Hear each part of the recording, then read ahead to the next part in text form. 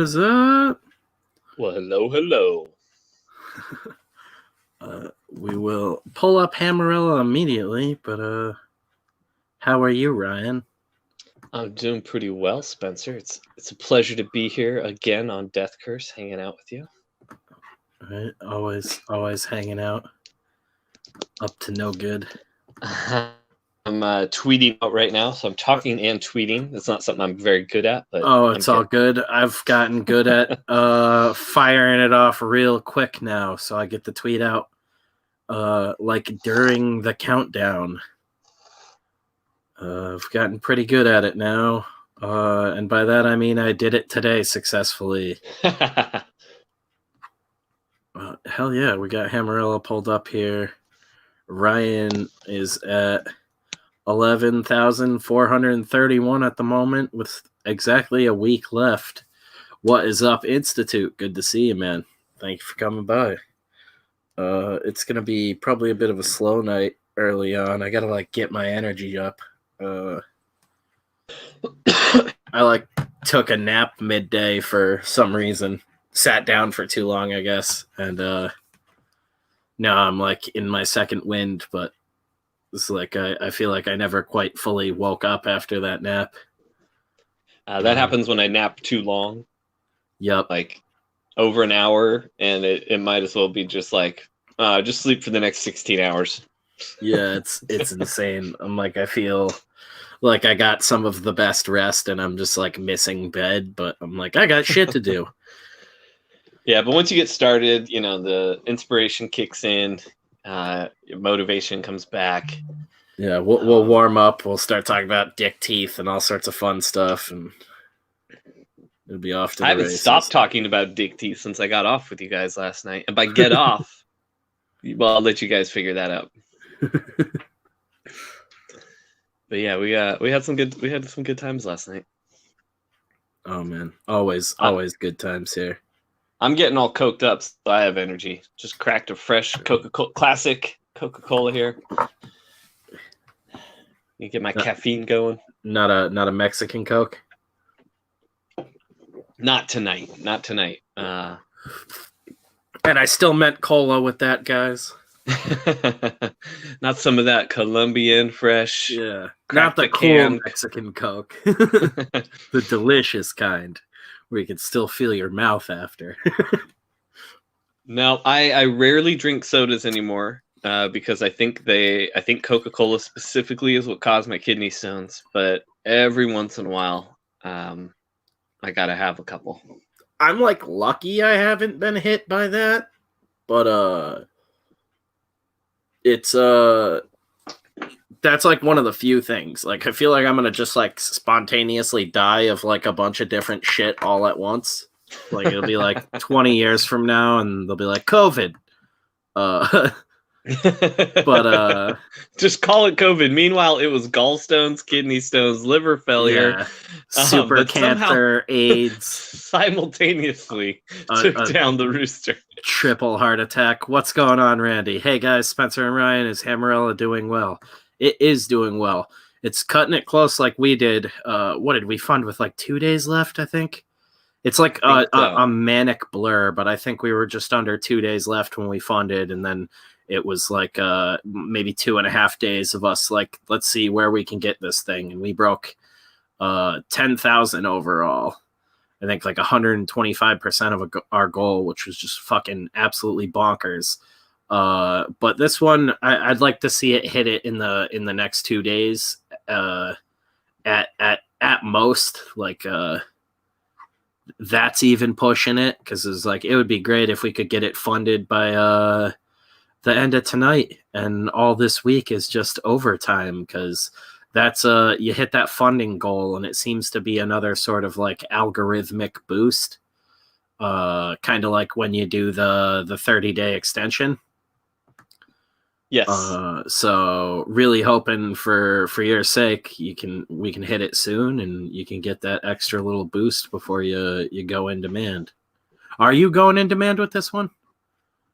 Probably for a little bit, because I still want to make sure we get as many readers as possible. I have a lot of people that I may not know them personally, but we know them online, and things are Yeah. tight. And even they've said, I know you've been open for 2 months, but things are tight. I haven't been able to back yet. And of course, I feel so bad because I love that my friends and fans are so supportive, but I hate when they feel like they're failing me by not Did backing something, did you and I'm like, just put this no. up? This custom one? Yes, that's new. Oh, I'm gonna have to That's back you again. I'm gonna This need to is get. for anyone who don't have to have backed Hammerella. I mean, you probably should have, but we dialed it in so that we can get anyone's logo on the front piece of Yeah, the dude. wooden comic book display. So you can get your logo, your band logo, Comic your shops. name, your comic Fucking shop. yeah, like you want a And little end cap stand right up next to your register? That's fucking perfect. Right on the counter. You just do your comic shop, throw your information on there like a business card. Then when you guys are at cons and stuff, you can use it too. That's why I'm like, damn, dude, I think I need to get one of those for Death Curse and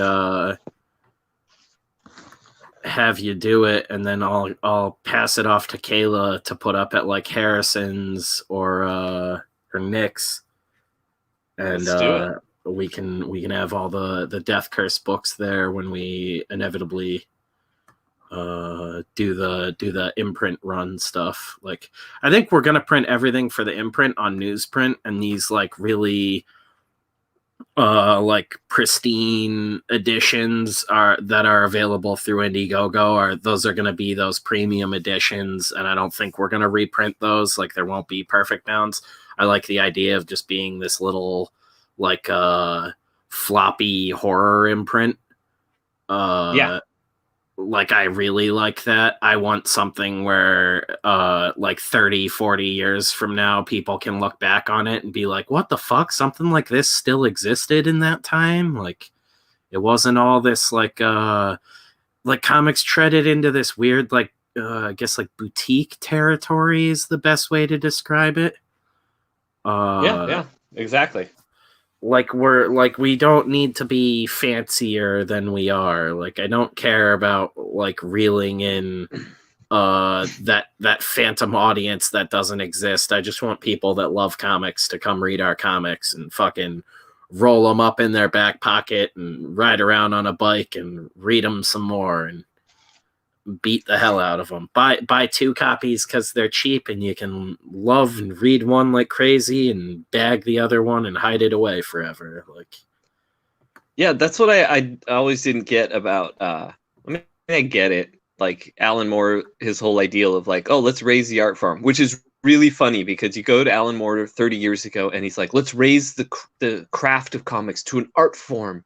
It's this or that. And then recently he's like, comics are just meant to be something you throw in your back pocket and rags and for kids. oh yeah, and this he's or that. also And you're like, you crazy old man, just saying whatever you want, and everyone's supposed to bow down to whatever you say.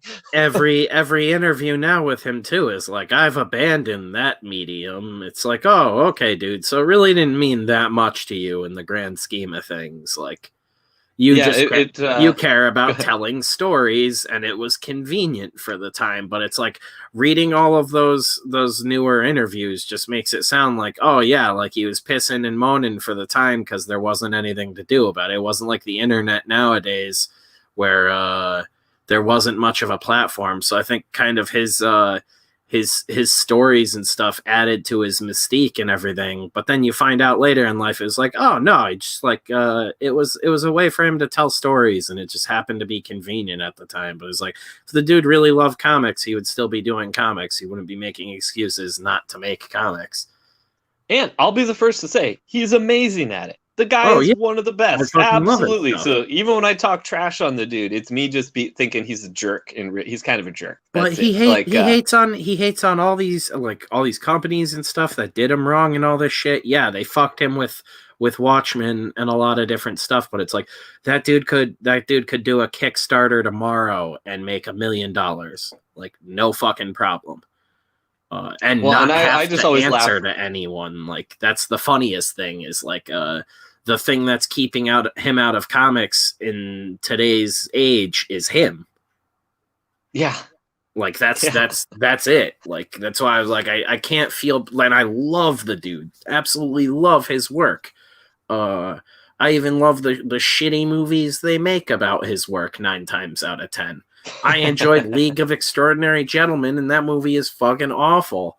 I did too, and it's the complete opposite. And I don't even mean just like, oh, they got the characters wrong, but just in like tone and intelligence Oh level, yeah, and like it's so the opposite. But I still loved it in like this weird cultural sense of like first of all, I just like a cheesy movie. do I'm your down. thing, Institute. Thanks for coming by, man. Oh yeah, Hell yeah. totally. Like I completely agree. That's my whole thing. Is like I could still enjoy that, but it's like the book. I haven't even read all of the books, but from what I have read of it, the book is like a very serious drama. I'd compare closer to like Penny Dreadful that came out later.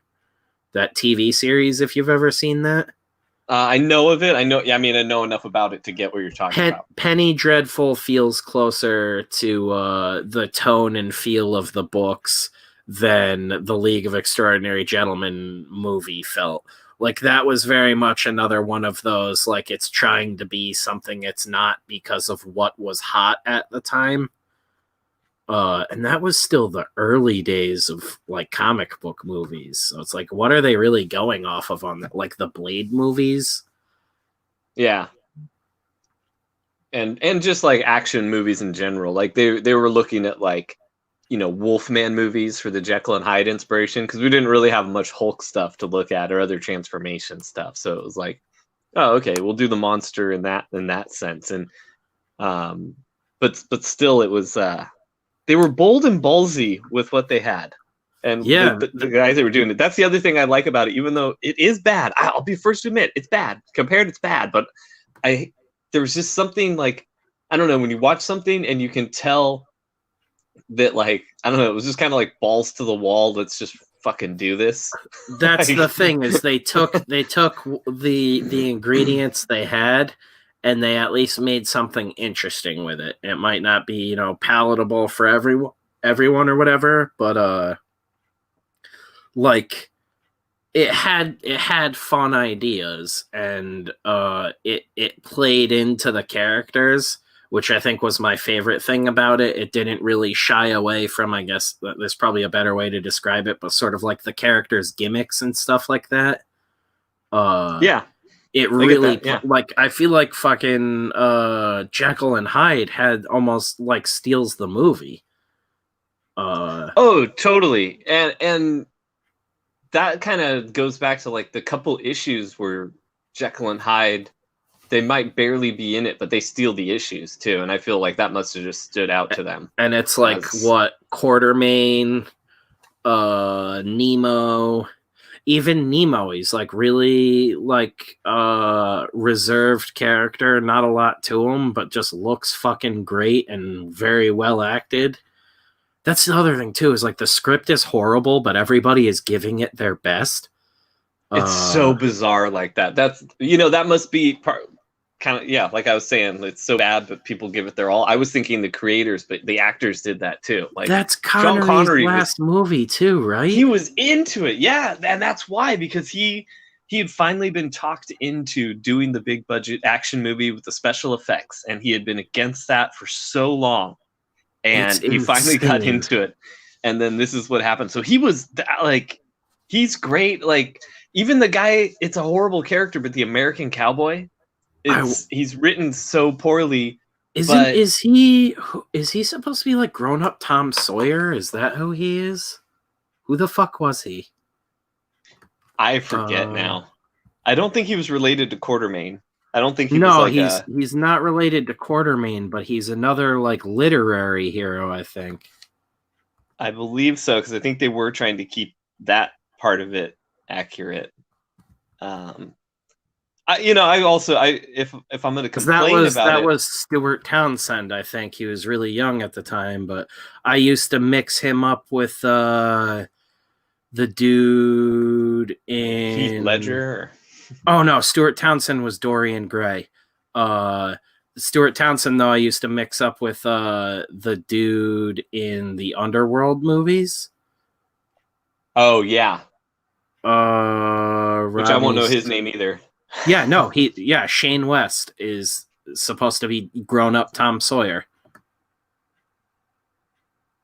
Yeah, that's the American cowboy kid who's like the actual main character of the movie. They made him Tom Sawyer, and I don't remember if that's from the actual comics or not. Like, I couldn't remember if he was a character made up for the movie or not. He was. He was absolutely made up for the movie. Okay, yeah. Well, he's supposed to be like Tom Sawyer, Huckleberry Finn, fucking that bastard. I like to think if Zack Snyder was directing it, he would have actually played the Tom Snyder song by Rush. It's like, oh my god, that Geddy Lee coming in. Holy shit. Hey, I'm gonna bounce out and bounce back in. So I hate being avatarless. Oh, you lost your thing again. I'll My pop Valor your got back stolen. in. All right. Son of bitch.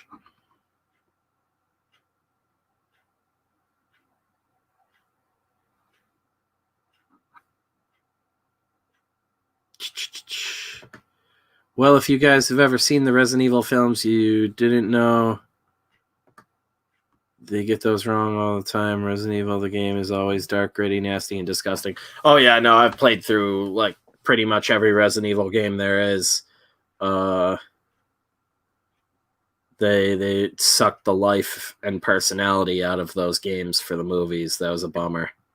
Blastbeat said your stuff will be there tomorrow. That's exciting.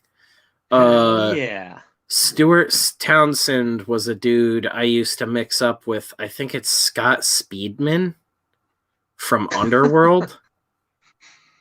So not his birth name. I'm gonna move to LA and be an actor. They'll call me Scott Speedman. It's like white guy. It's like when you're a 12-year-old kid in the suburbs and your name is Scott, and you're like, when I grow up and I'm in Hollywood, I'm gonna name myself Scott Speedman. They call me Scotty Snotty, and I hate it. But someday they won't. It's like what I would have thought was really cool. But he played Lestat in Queen of the Damned, if you ever saw that. Oh, okay. That guy. Yeah, he was the main character in that, and I think that's what like really got him famous.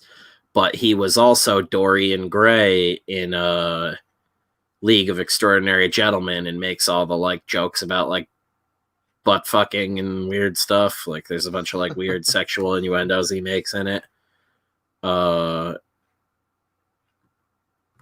Is Dorian Gray the bad guy in the movie? I forgot about that. Partially, I think. The bad guy ended up being like their boss, wasn't it?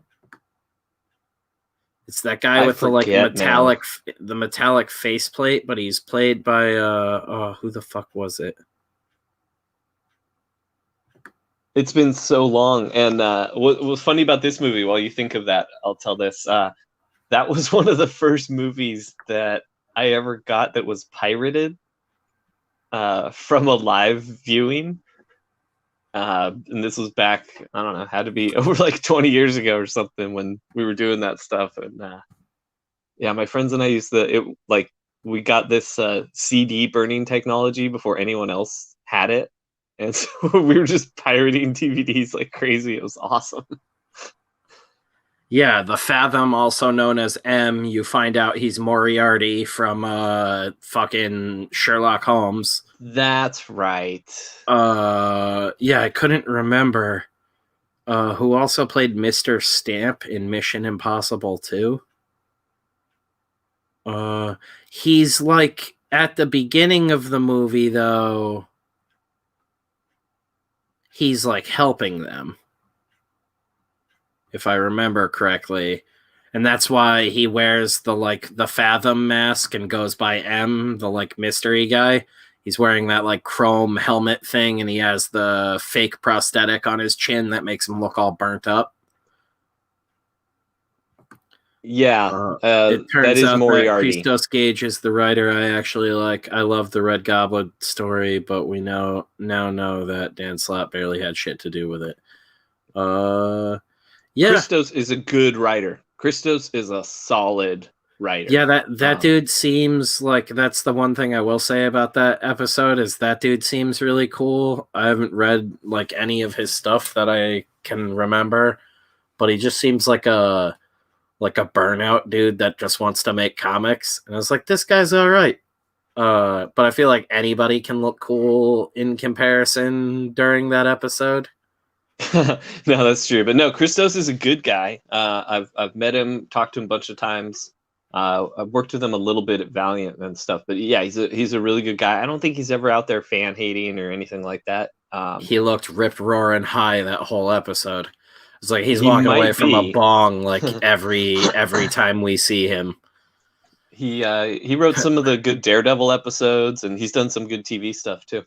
Oh, kick-ass. That might be why his name is familiar. For some reason, like, if I see credits on TV, I remember them. And his name sounded really familiar, but I was like, I can't think of a single comic other than this Iron Man comic they're talking about, which I remember thinking that character looked really fucking cool when I would see those in comic shops when I was a kid. And then I fired up that episode and was like, of course they had Dan Slott write this. And some other dude, I can't even remember the artist's name now, but an artist that I've also seen shit talking on Twitter a bunch, which is just always a bummer. It's like, oh, damn, like Marvel gives these guys work. And not only are they just blasting fans on Twitter all day, they also aren't hitting deadlines. In this case, not the artist's fault, but like, how does Slott still have a job? That's what blew my fucking mind.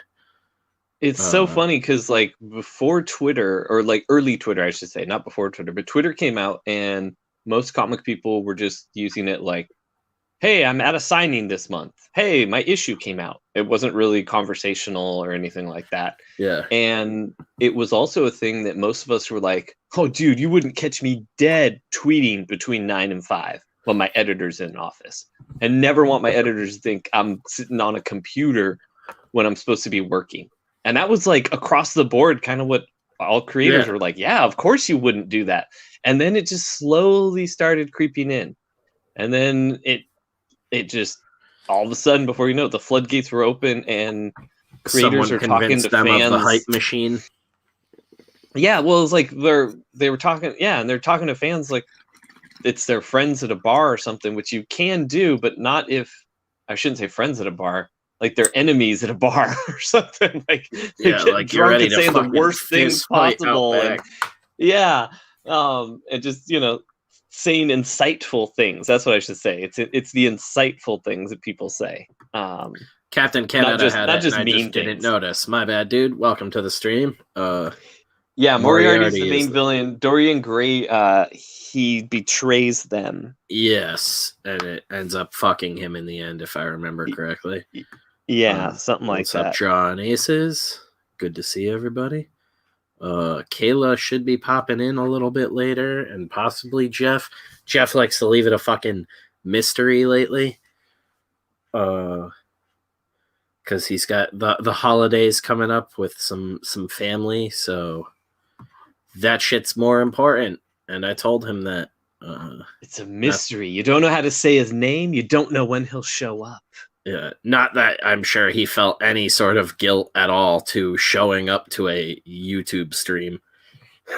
When we like, Jeff, I can't do this without you, you son of a bitch. Hey, we came up with dick teeth without him, so Yeah, last night is one of our highest viewed videos on the channel, so what does that say? Is it really? Yeah. I told him that funny. Too. He popped on at the end for probably 20 minutes with me. He was like, yeah, I couldn't sleep and I saw that you guys were still live, so he jumped in with me for a little while. Oh yeah, you talked to him for a minute. I'm an idiot. But yeah, he hung out with me for 20 minutes. We went a little bit longer, talked a bit, and got off, and I was like, yeah, dude, that had more viewers than most of our normal streams. And we both just laughed and fucking went to bed. That never happens. No, it was a good time. We don't talk to people like you're in the Harpo's parking lot. It's good advice for everybody. I tend to to not give a shit. I'm more, I guess the older I get, the more I'm like, nah, air the dirty laundry if you want to, I guess. Not with fans, but I think creators, like, fucking start speaking your mind, start speaking up. I think if there was less mystery about people getting fucked over behind closed doors, there'd be less people getting fucked over behind closed doors. Yeah, but that's like, it's hard to tell someone, hey, do this thing that's risky. Yeah. that I expect of you to do. Just throw away your whole career, you bitch. Yeah. Just because I'm fine with it. Yeah, that's the thing though. You have to genuinely not give a shit, and I've just always been that dude. Yeah, it was funny being on a stream with someone the other day, and they were talking about how, like, oh, Ryan's nice and gets along with everyone, and like they were saying, like, you know, they'd never have beefs with anyone, and you know, it's great not to have beefs, huh, Ryan? And I was like, oh shit, you have no idea. You have no idea. There's there's blockage. There's so much beef. There's blockage. But I usually just try. You know, I don't see the point in my personal timeline for my friends and my fans to be like, this guy like, personally, you know, it's one thing like someone does something dumb and we laugh. You know, some top writer at Marvel makes a stupid video. We should totally make a little video joking about him. Like, that's stupid. But I don't just be like, hey, a long time ago, this editor promised me work and they didn't, and they suck, and we should all hate on them because that happened to me. You know, I hate that. Like, I don't ever want to seem like I'm whining. That's the thing.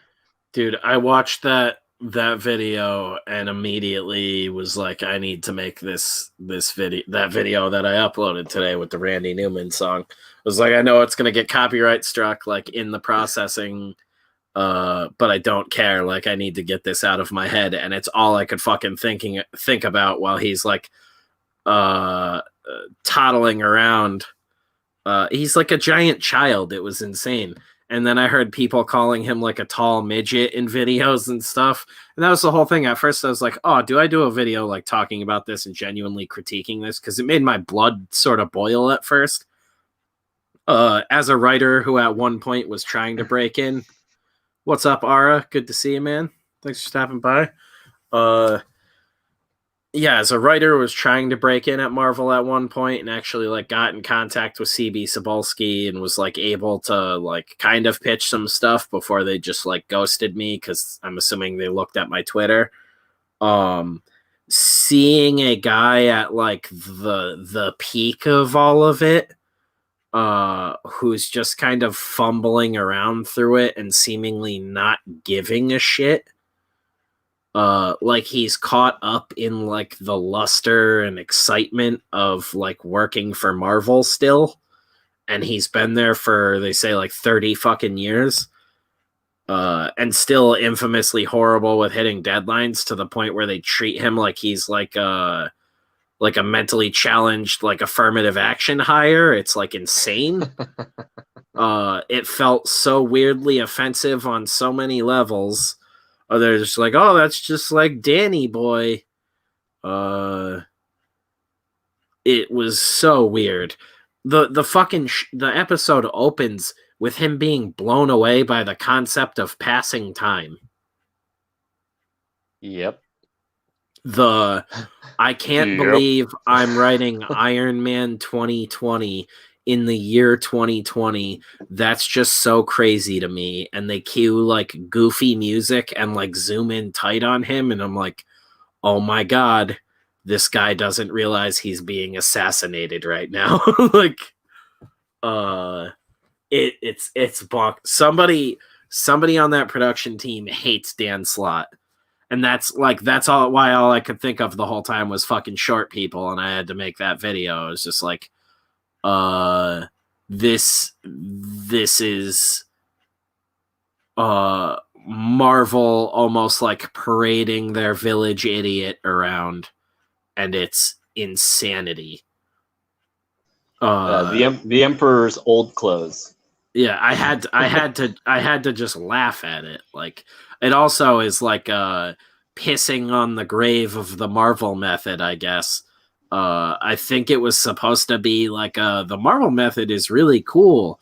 it sort of describes it and then basically makes it look like it's the worst invention ever because of Dan Slott. Blastbeat, if you want to get a good idea of the video, just go to our channel and watch the video that we uploaded today. It's like our first official VOD, and it's about 55 seconds long. I think it's actually like 1:06, but that encompasses the entire episode. Yeah, it was like I'm 30 now. I'm on the other side of all that. Like, oh my god, I can't wait to work for Marvel. Like, I'm now at that point where like they would have to approach me with like a good number now for me to go right for them. Yeah. And it would purely be a job. There would be no like excitement in it anymore unless I was able to like pretty much 100% call my shots on stuff. There would be work, and I'm like way past that now. But I feel so fucking bad for all the young kids who are still like desperate and chomping at the bit to fucking break into this business, and they're seeing that video. Well, I had to comment. I think I commented on. Oh yeah, like you Zach's commented on it too, and Perch's, like and yours. I comment anyone that had the video and had a point with it. I commented because the thing that really disgusted me about it was that in the last 15 years or so, I've dealt with so many writers, some pencilers, but it was mostly writers that have this callous attitude about the deadline and their teammates on the project. So they will laugh the deadline away. That was they're still making their page rate. Yeah, they're still making their full page rate. They're still making their full royalties on the issue when it comes out. Meanwhile, the penciler may have to give up some pages. The inker will for sure have to give up some. So will the colorist.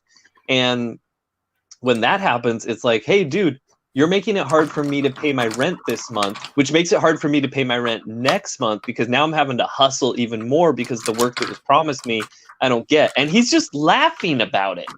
And they make it sound like it's this thing where like, hey, you screwed over the artist. And they even have an artist saying that he's waiting for pages. And like, yeah. And they make it sound like it gets down to the letterer at the end, and they triple down on all of that. And they're like, "This is so fucking cute and quirky. Let's go to the letterer real quick." And he's like, "Sometimes it gets down to literally 15 minutes before it has to go to press, and I still have changes I'm making, and then I'm the one who sends it to press." I'm like, we think these dudes blasting fans on Twitter is unprofessional.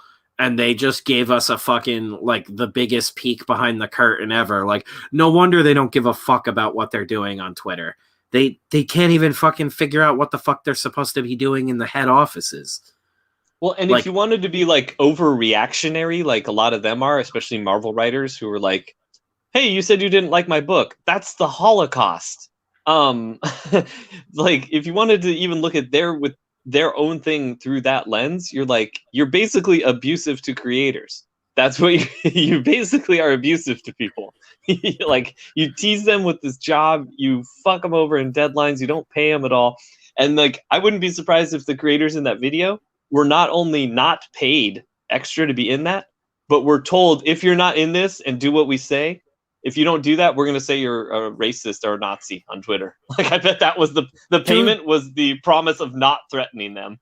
The artist dude, too, looks like he doesn't want to be there. Like, he looks like he tried everything in his will to get out of that interview. And they still were like, no, you have to do it. I can't imagine, like, they made that video. It was almost like a recruitment video. Like, if the army made a recruitment video, and instead of it showing you like the proud Marines, you know, and them rolling in with it'd show you a Marine accidentally shooting another Marine like in the foot. And exactly. You're like, wait, what? Like a grenade going off around a bunch of Marines and just the camera cutting and then join the Marines. Like, yeah, exactly. It's actually fun. It's a lot of fun. Yeah, you didn't see that. Yeah, exactly. It's totally what it's like. It's like a snuff film that's telling you it's a kid flick. Yeah, it's like, why am I seeing like the gritty underbelly of this on Disney? Oh, That was not like everyone telling me to go watch it was like, oh my god, dude, it's so funny. He fumbles around like a toddler the whole time.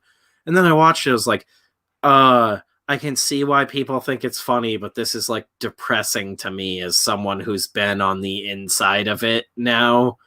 I couldn't imagine doing that to anyone. Like, we cut it really close on a lot of stuff with Voidwalker, and thank God for Christian just being a fucking saint and an absolute powerhouse. But like, I never want to do that again. That's why we're taking a big break and figuring out where we're going forward with this. But holy shit, man, like working for a company like Marvel where like the checks will cash, and I'm sure Dan Slott doesn't need to wait on his checks at all. I'm sure that guy gets paid promptly every fucking time. The way he just seems to coast through life is beyond me. well, he's really greasy, so he just kind of slides around.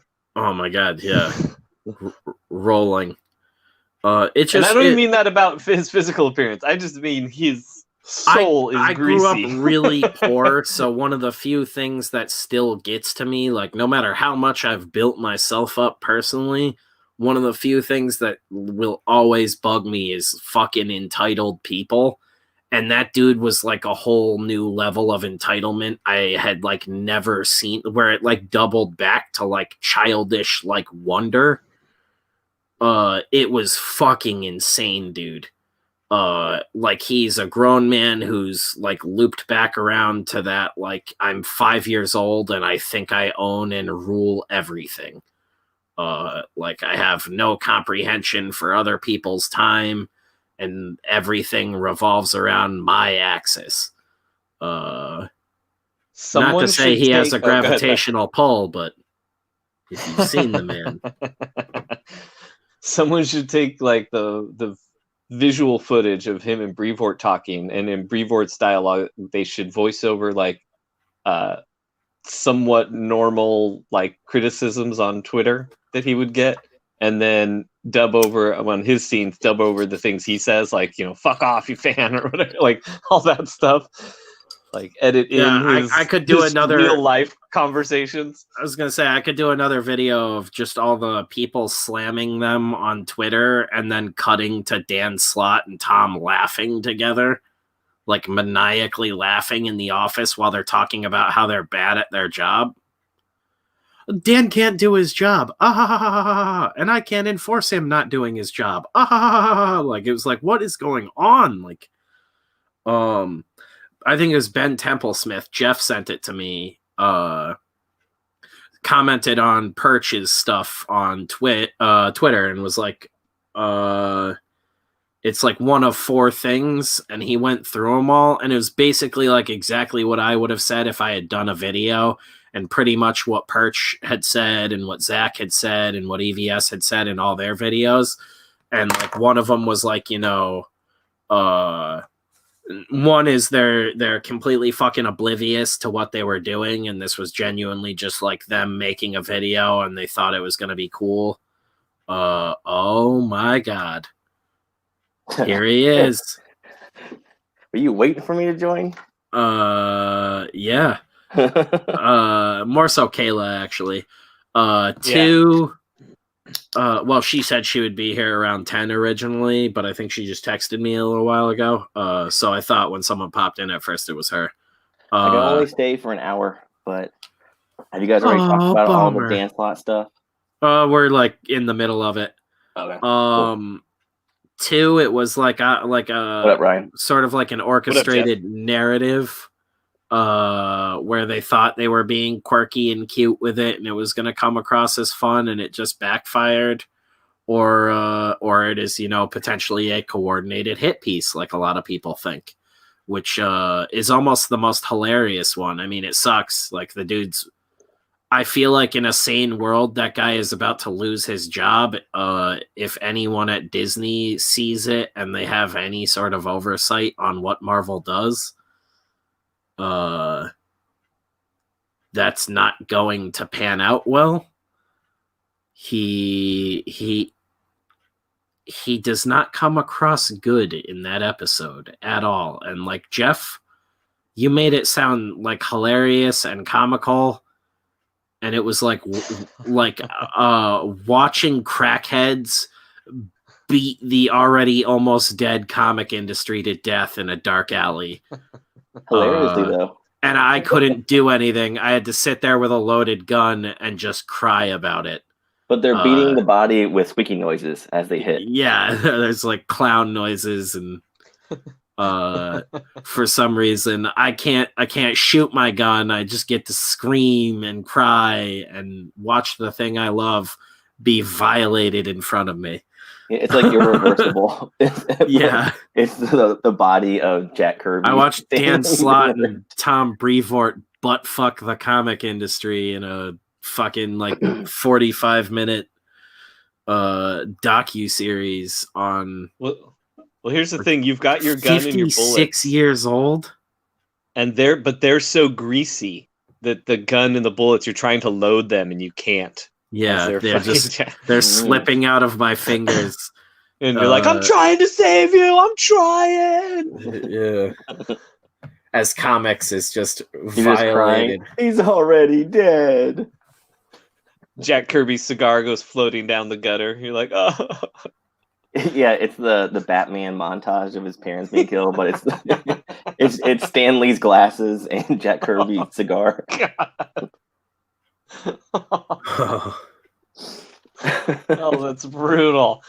Oh, yeah, it was enlightening, and that's why like I watched it. I got up this morning and I was like, I need to make that video. It's still in my fucking head. Like I need to get it out of my head. And like I said, Ethan, Zach, Perch, all those dudes. I would have just, at that point, I was so late to the game, it would have just sounded like I was parroting shit they said in their videos, and I hadn't even listened to all of their videos at that point. I was like, I want to actually like go and watch this video and form my own opinion, and went and watched the episode and was just like, holy shit, it was like getting hit by a bus. But you know what it reminded me of, too? Do you remember Kevin Smith had that story about what an asshole Bruce Willis was? Oh, yeah. You know, and he's like, you know, oh, he's such a jerk, blah, blah. But when you really sit down and think about the story he's telling, he's like, okay, so Bruce Willis, the guy that pulled for me on a movie on the Die Hard sequel and that wanted to work with me, finally got to work with me, and he shows up and he finds out I'm incompetent at directing. You know, because Kevin Smith didn't know his lenses. That was like the whole joke. And Bruce Willis pulls him aside and is like, hey, never say that out loud. Like, a director needs to know his lenses. That's like your one job. And so he looks at him as a jerk, but really he's like, you know, Bruce Willis is a guy who's worked with the best directors of the last 30 years. So he's joining this movie and he's finding out the director is kind of incompetent at his job. And that's, you know, going to piss off anybody who's a professional. Like, you put your, you know, he put his ass in the line out there when he was. So what you're saying is I shouldn't try and get Bruce Willis in my movie. No, you definitely get Bruce Willis in your movie. But so what you're saying is like Bruce that. Willis didn't want to say yippee-ki-yay, motherfuck. So day one, I need to tell Bruce, hey, Bruce, I don't know dick about lenses. That movie got Kevin Smith kicked out of mainstream Hollywood. Yeah, and he likes to say that he walked away from it, but it definitely got him kicked out because it just bombed out in every way. But the whole time he's talking about like, oh yeah, and I was getting high and stuff and not coming to set like on time. Like, it was like, you're just making yourself look bad, dude. But yeah, you know how he's easy like owning Bruce Willis. You know how easy it is to do that and still show up to work? Yeah. Like, that is the most The insane... rest of Hollywood does it. Yeah, I never got that. Like, we had a boss at the movie theater I worked at that was like, I'll have no tolerance for potheads. And we all just used to like fucking scream laughing at the employee meetings. Because like half of us were like obliterated high like every day of the week. He's like, I fucking sniff them out real good and I catch them all. You won't slip by me. And it's like, I'm like about to piss my pants in an employee meeting where I'm actively high, having our like regional manager tell us that no potheads slip by him and he always knows when an employee's high. I'm like, maybe before you worked in the theater industry, but we're standing in like dark rooms 9 times out of 10. You don't know what the fuck is going on. And I can You're holding, guarantee you, like, you're holding like some amazing, like, crazy glass Yeah. bong, and he's like, "That's a wonderful vase you have there." I have a pound of weed in my hands. Like, yep, never do it. It's insane. Like, I can tell you from experience, like a good 90% of the theater industry staff is just like high as hell. Basically, the guy who screws in the big light bulbs upstairs is the only guy that's not high, guaranteed. And he might just be high on something else. Mhm. The IMAX dudes always seem like they're on cocaine. I don't know if anybody's ever worked at a theater and had to deal with the IMAX guys, but they always seem like they're yacked out of their minds. They'll drive from like miles and miles away, and they have to do it in like a one-trip delivery, like with the actual film, and they're just like, "Hey, I'm fucking high as fuck. I need to get this done before I just black out." No, they're just really into picture quality. Oh, that too. That wouldn't surprise me. He won't talk about it. Plus, I think that car wreck happened soon after. Anyone that listens Blastbeat probably says gets. Tracy Morgan. Go ahead. Oh, sorry. Yeah, Blastbeat said Tracy Morgan has nothing nice to say about him either. I guess that's Bruce Willis. Like, I'm not saying Bruce Willis is a nice guy or anything. Like, he probably is a jerk. I'm just saying, like, if you think about from a professional standpoint, like, you show up to set that has millions of dollars invested in it, and the guy's like, "I don't know what you think about this stuff." He's like, what the fuck did I get myself I into?" just think it was dumb all around that ever even happened. Like, you really get to Hollywood and that's the movie you're gonna do. I'm glad he went back to doing shit after that. That was different. Like, I think Red State was after that. Yeah, it was. Yeah. Red State and Tusk. Like, I wish he'd just do more shit like that. Those were interesting. More Red State. Less Tusk, more Red State. I can agree with that. I still bad, but it was interesting. I'd never watch it again. Yeah, that's the best way to describe that movie. now describe Yoga Hosers. A movie. I forgot it existed. That movie was a tax write-off. I saw it. I could not tell you anything that happened in it. Yeah, I remember their daughters who forever. Are they underage? I don't know if they're like. Better hope so. Yeah, I think they're older now.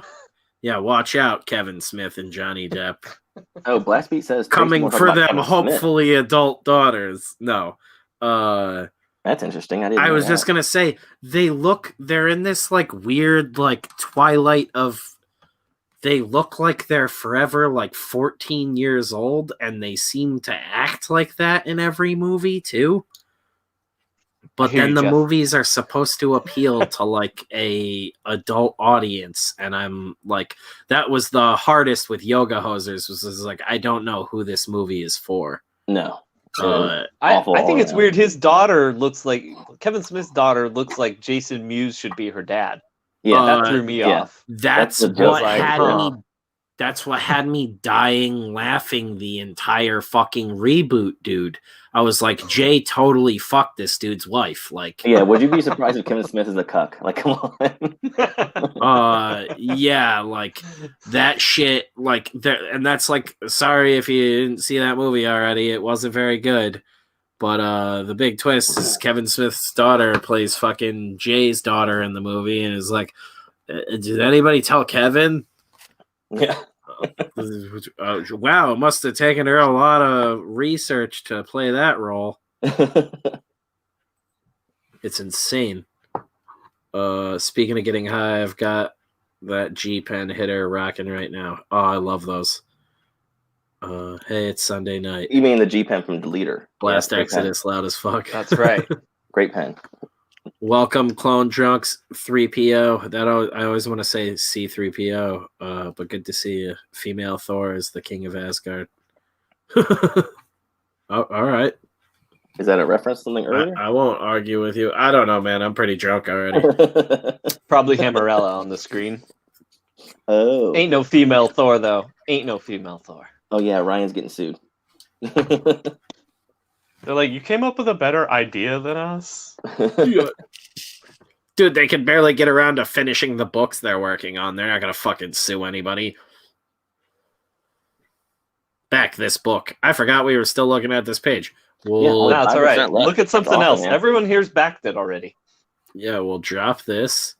Guys, Come back to it later, but you cool motherfuckers watching this and subscribing to it. We're up to 391 subscribers, almost 400 if you haven't already and you want to. Almost for a full subscribe and hit the bell. Yeah, we almost have like a small We've already got enough for the hotkeys. regime. Yeah. We more than 300, dude. it's almost time for a Reddit. We could crush some serious Persian ass if we all got together and got cut. And add like Elios to the end of our name. I'd be like Spencelios and Blast Beatos. Jeffrisius. Yeah. Ryan would just be one of the like You're Magnus. He'd struggling be with Ryan. You're like, Ryan's just Ryan. Ryanus. Yeah. It'd be Ryan, but it's like RIN. You're like, how does that work?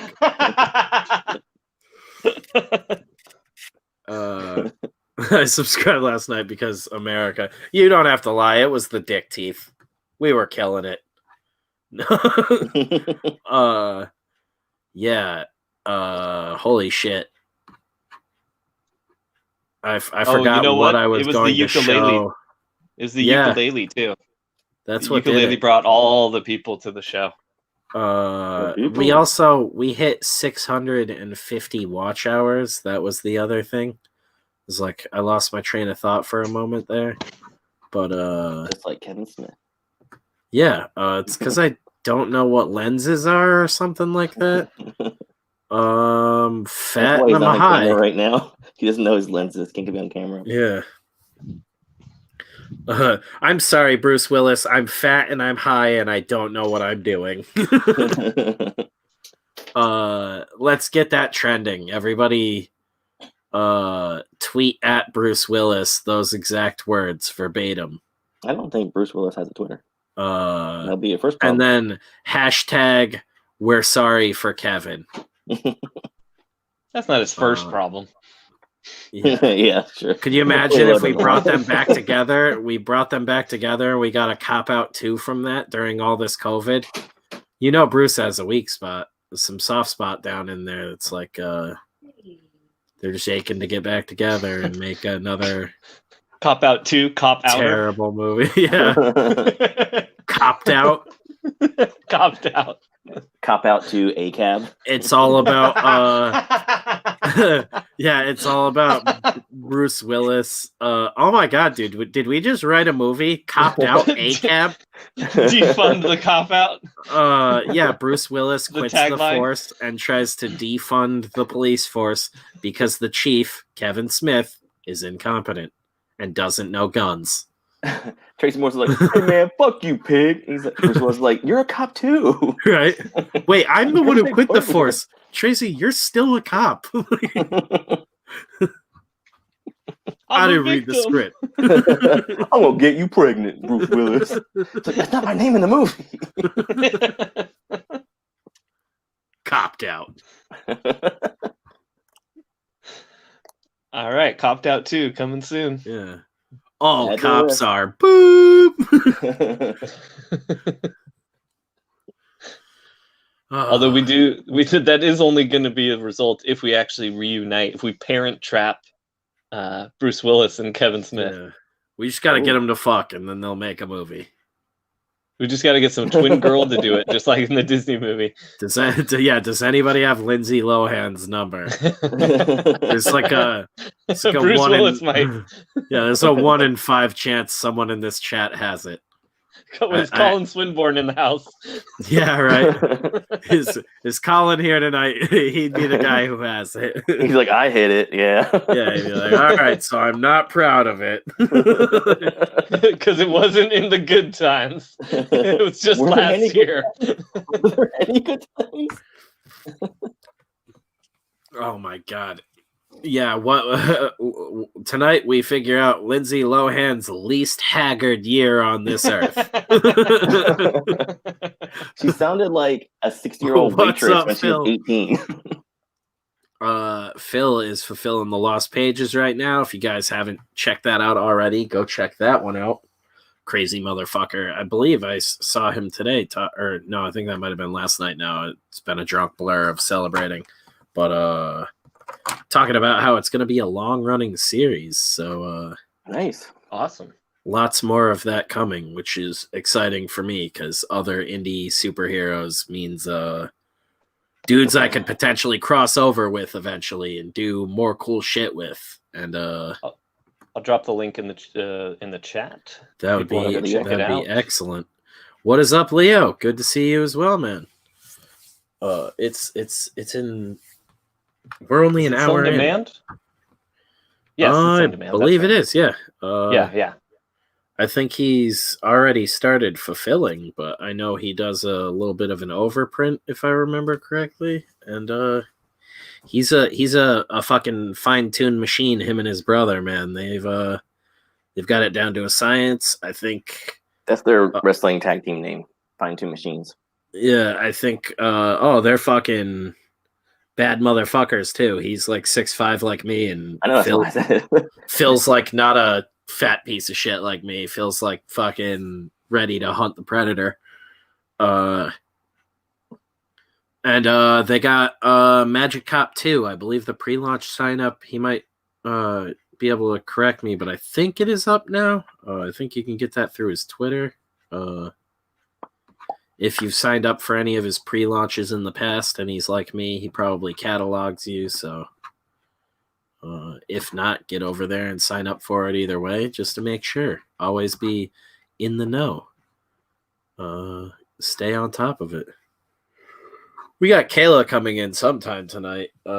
She said might be closer to 11 now because she's caught in traffic, evidently. Mm-hmm. Yes, exactly. The Diaz boys deliver. There's so many cars. Not up yet. Working on the trailer for the pre-launch. I'm here it'll now, be up guys. soon. Right? She's out screaming at traffic, but she'll be here eventually. And Casey Roy will Thomas' abruptly birthday. pop in. Yeah, right. Oh, is she wearing her sassy dress? Who will know at that point, dude? You never know with that girl. She'll show up like she's got a runway to walk one day, and then the next day show up in like full sweatsuit. But with Yeah, like a Lord of the Rings headgear on. Yeah, and Slim Jim.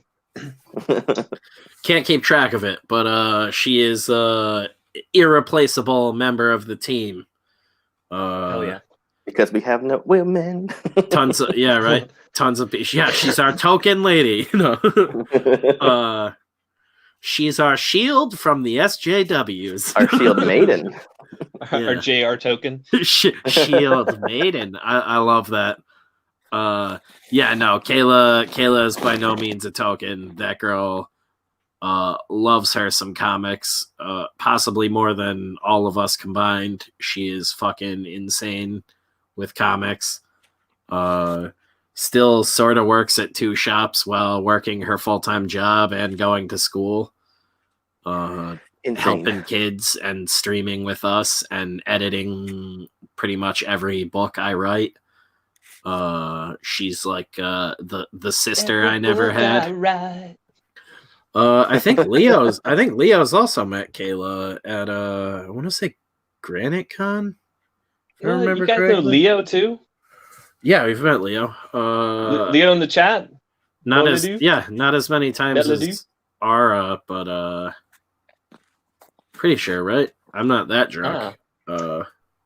Man, I ain't met none of y'all. That's why I said, dude, you got to come out for when all this COVID bullshit is cleared up. We got to get everybody together for Granite Con up in Pete's area. We can all hang out at the secret Alterna headquarters that everybody thinks exists. The Legion of Doom. Which would be like in their secret like base. It would be like us meeting up in a parking lot to high five. But then if we don't post pictures of it, people still think there's some headquarters. No, but that con is like nice and small but like it's like the perfect size. Lots of people threw it over the course of a couple of days. When they say it's the perfect size, that means it's small. And fucking Strange Brew, man, we get down. In a Smith reference. That could be like the summit. We get down and figure out all the Ransom Verse and Death Curse stuff there every year, because that has become like my favorite con. And Pete's there. Tyler normally shows up for it. It's a good time. Yeah, we all want to meet Ryan in person, but he's like the Elephant Man and like hides his face and won't come out to the East Coast. The sunlight over here will burn him. I'm sorry. Is the Elephant Man beautiful? Yeah. I'm sorry. Is the Elephant Man so hot no one is allowed to see him? Yeah. Come on. I'm so hot that YouTube canceled the stream of me without my beard on when I showed you that video of me on BBC. It was like, we can't. This is too hot. This is too hot for YouTube. That would be the best Elephant Man remake ever. He still wears the potato sack, but underneath his bones have contorted into the most beautiful form. He's like, I'm hideous. Yeah, like when he takes the rag off, people just sexually assault him. Yeah, it's too uncontrollably. Much. Straight guys are like, I don't even want to be doing this. Neither of us will enjoy this. But I have to. Right. Women are like, I'm totally gonna I'm gonna pinprick every condom with this guy. If you prick me, do I not bleed?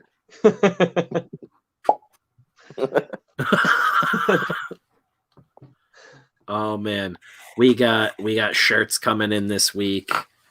Hopefully the screens as well. It might be after the holiday, but then we get to start printing the shirts.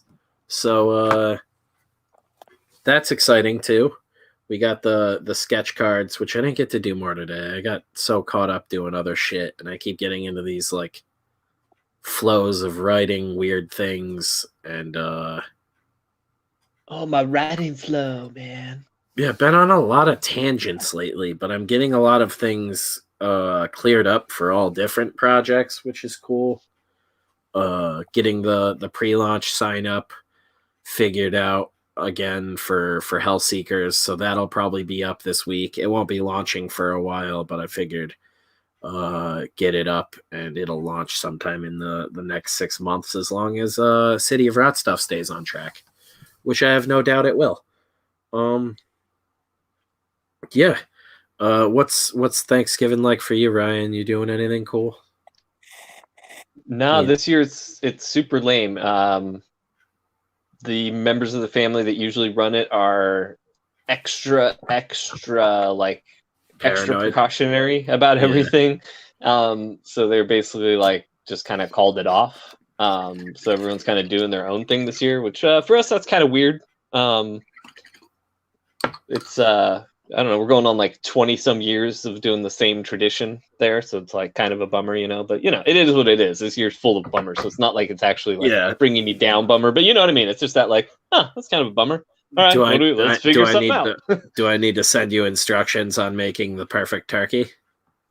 Yeah, but I don't. My oven's not that great. I have a really great toaster oven, so I was looking at possibly doing like a small turkey or like a half breast or just something small. Say you get a little half turkey or a breast, and you do the nice brine on it. A brine, or if it's got the full skin on it still, you tuck it with garlic butter and herbs and stuff underneath the skin and on top of it. It's real good. By the way, before I forget, you've got to check out the new album by, is that just Lisa? It's called Prayer. I am still in that whole midlife crisis mode of wanting to make a movie as well. I know I keep bringing that up. I want to have the Headshot LLC dudes on at some point and talk about it. Those dudes have been nice enough to let me like pick their brains and DMs and ask them all sorts of shit about the movie they've been working on. I don't know if that says Lisa or Ilsa. Am I that drunk? Elsa from Frozen. You guys hear that new Disney shit, yo? Yo, you hear that new Disney banger? That'd be so funny coming from Blastbeat. He's like, yo, I just sold these awesome classic Misfits albums. Up next, Elsa's Yeah. single from Frozen. I saw before I ever even knew of Blast Beats, I would see his name in chats, and I just assumed he was like a metalhead dude with Blast Beat in the name, but that'd be insane if it weren't the case. He's just like, I fucking love Disney music. He's like, it's my Hebrew name. Yeah, Blast Beat's my last name. I have no fucking clue what metal is. What are you talking about? Is this metal heavy? I don't know. This just brings me back to It's no sugar. No. the drummer of my band right out of high school was this kid Shane who used to jam with Shadows Fall a bunch, and there was a year where All That Remains drummer like broke like both his ankles, I think it was, and he couldn't play for like their summer tour. So Shane filled in for a couple shows, and then this other kid filled in for the rest of the tour. But they were like young as fuck at the time. Like Shane was young for our band. We were all like 18 and 19, and Shane was like 15. But that dude used to play with all sorts of like metal fucking like Ozfest type bands, I guess. I don't know if that's the kind of stuff you're into. I follow Phil from All That Remains on Twitter. Oh, Phil's fucking wild, dude. He's been making the rounds now as like a political guy. Yeah, that was kind of surprising, but also not at the same time. If you like listen to their newer stuff, I can't even remember the name of the album when that dude broke his ankles. It would have been, I'd have been like 18 or 19 at the time, so it would have been fucking 10, 11 years ago. But yeah, a lot of those dudes I know. I don't know if you listen to Within the Ruins, but like Tim used to date my friend Amber, their vocalist. I know all of those dudes. I'm closer with Tim than any of them, but we knew all of them. We opened for Casey Strain back in the day. Guys like Vanna and shit like that, but that kind of treads more into hardcore. There's some like metal and overlap. Shadows Fall, I don't even know. Shane like somehow knew them and played a show at the Webster, I know, for them when they needed a drummer fill in back in the day, and he had filled in for a couple other bands, but those are like the big ones that I can remember.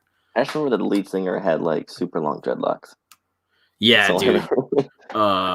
That used to be hilarious to me, and this was like, I don't know how people like see these guys live and aren't just like losing their shit laughing the whole time, because it looks like he's perpetually falling over from the weight of his dreads. He was just really into Disney's Tarzan, you know. The guitarist of All That Remains was murdered by his wife. Google it. Oh, I don't. For some reason, for a second, I registered one of the dudes from Within the Ruins and was like, whoa, no way, because I know both of them. I was like, wait, hang on. Like,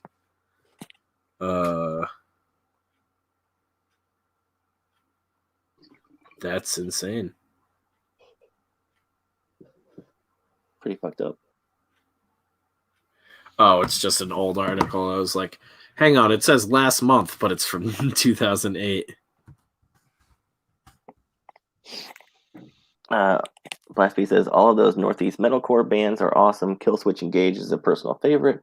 I really, really, really like Converge. Also, Brian Fair still has those dreads. Adam D is cool as fuck. I've met him a couple of times. I think I told the story. I don't know if you were here that night, but I told the story. We were really drunk at the Palladium, and I thought Adam D was Patrick Stump from Fallout Boy, because he was like sitting down against a wall. So he wasn't standing up, because Adam D is like fairly tall. I don't think Patrick Stump is. I don't know. I'm not like familiar with Fallout Boy other than like that dude's name and what he looks like. And Adam D was there wearing a golf cap. It was like an Under Oath show. I forget the other bands that were there, but we were there for Under Oath essentially. We're all really drunk. He had recorded like 2 of their albums at that point. produced 2 of their albums, and I was like, what the fuck is the dude from Fall Out Boy doing here? And I'm like loaded at that point. It was hilarious. We're all laughing, and then we realized it's actually Adam D from Killswitch, and ended up talking to him later in the night after we knew it was him. But he's really cool, and he runs a studio. I forget where it is. I think it's in Mass. It's not far from us, but we had a buddy that worked there in one of the studio rooms and recorded tons of bands. Our drummer, I think I also told this story, was like crazy into heroin at the time and stole some shit from that guy's studio room and caused a bunch of bullshit. So we didn't end up recording there. But we were able to show some stuff to Adam D back in the day, and like had our foot in the door there. But heroin ruined that. Ollie Herbert. Yeah, I was just trying to pull that up. Is Dan Slott Fall Out Boy height, or you think he's shorter? Dan Slott? Mm-hmm. No, he's like toddler boy height. I'm gonna pull a Spencer interruption here. This just totally surprised me that Cecil You already just failed. tweeted out. Cecil, yeah, no, I let really too much interrupt. dead air in between. Cecil just tweeted out about Hammerella. That's awesome. Oh, nice. Oh, shit. See, Spencer, I told you. All you got to do is nothing, and people reach out to you. Yeah. Last night, I felt like I was bragging because I was like, "Oh, Critical Blast reached out to me. Like so and so reached out to me because I didn't want to. I was tired of reaching out to people, and it sounded like I was bragging. So Yo, I was like, people can't fucking hang with. with me, dude, and I'm down with that. I'm cool with it. I want to start bringing you on channels with me, and then like let's see if we can make the people awkward. I don't really want to do that, but you know, how fucking quick really can we bomb this out? Musician died from drowning with antidepressants found in his system.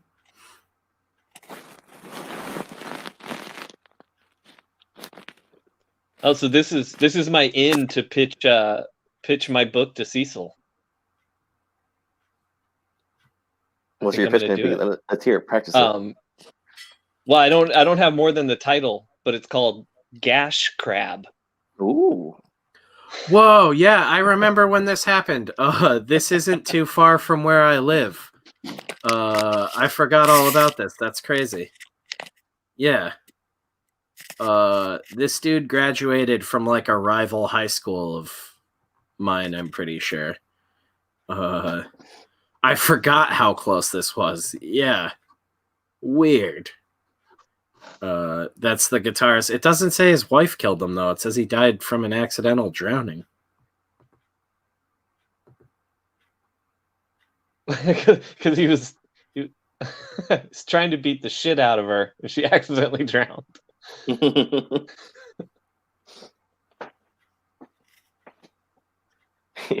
He drowned with a couple of bullet holes in his head, weirdly. Oh, sorry. I was zoned out. I didn't see who we were talking about. Which murder we were on to. Phil called guitarist widow garbage human being who was not allowed to come on tour. Damn. So she probably killed him.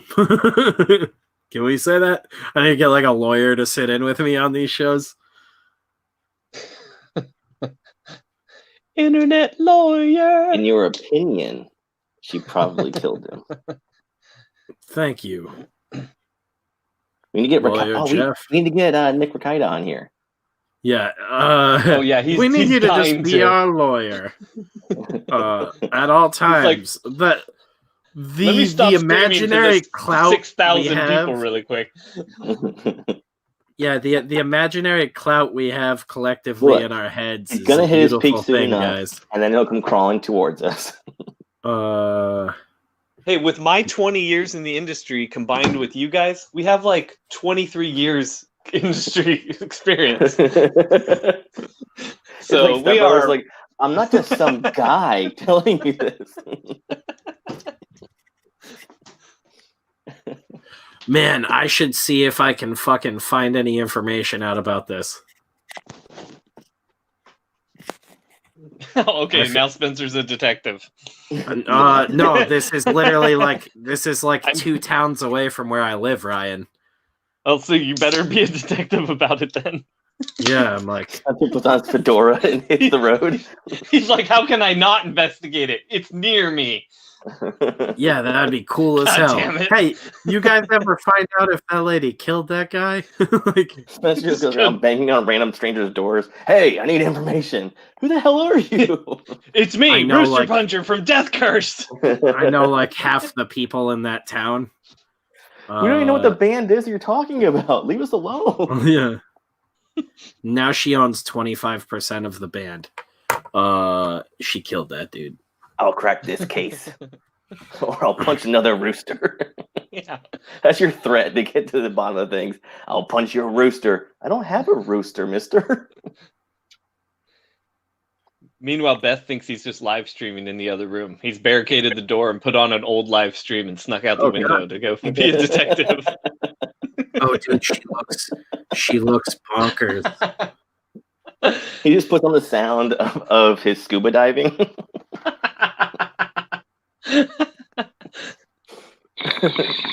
It's a long lesson tonight.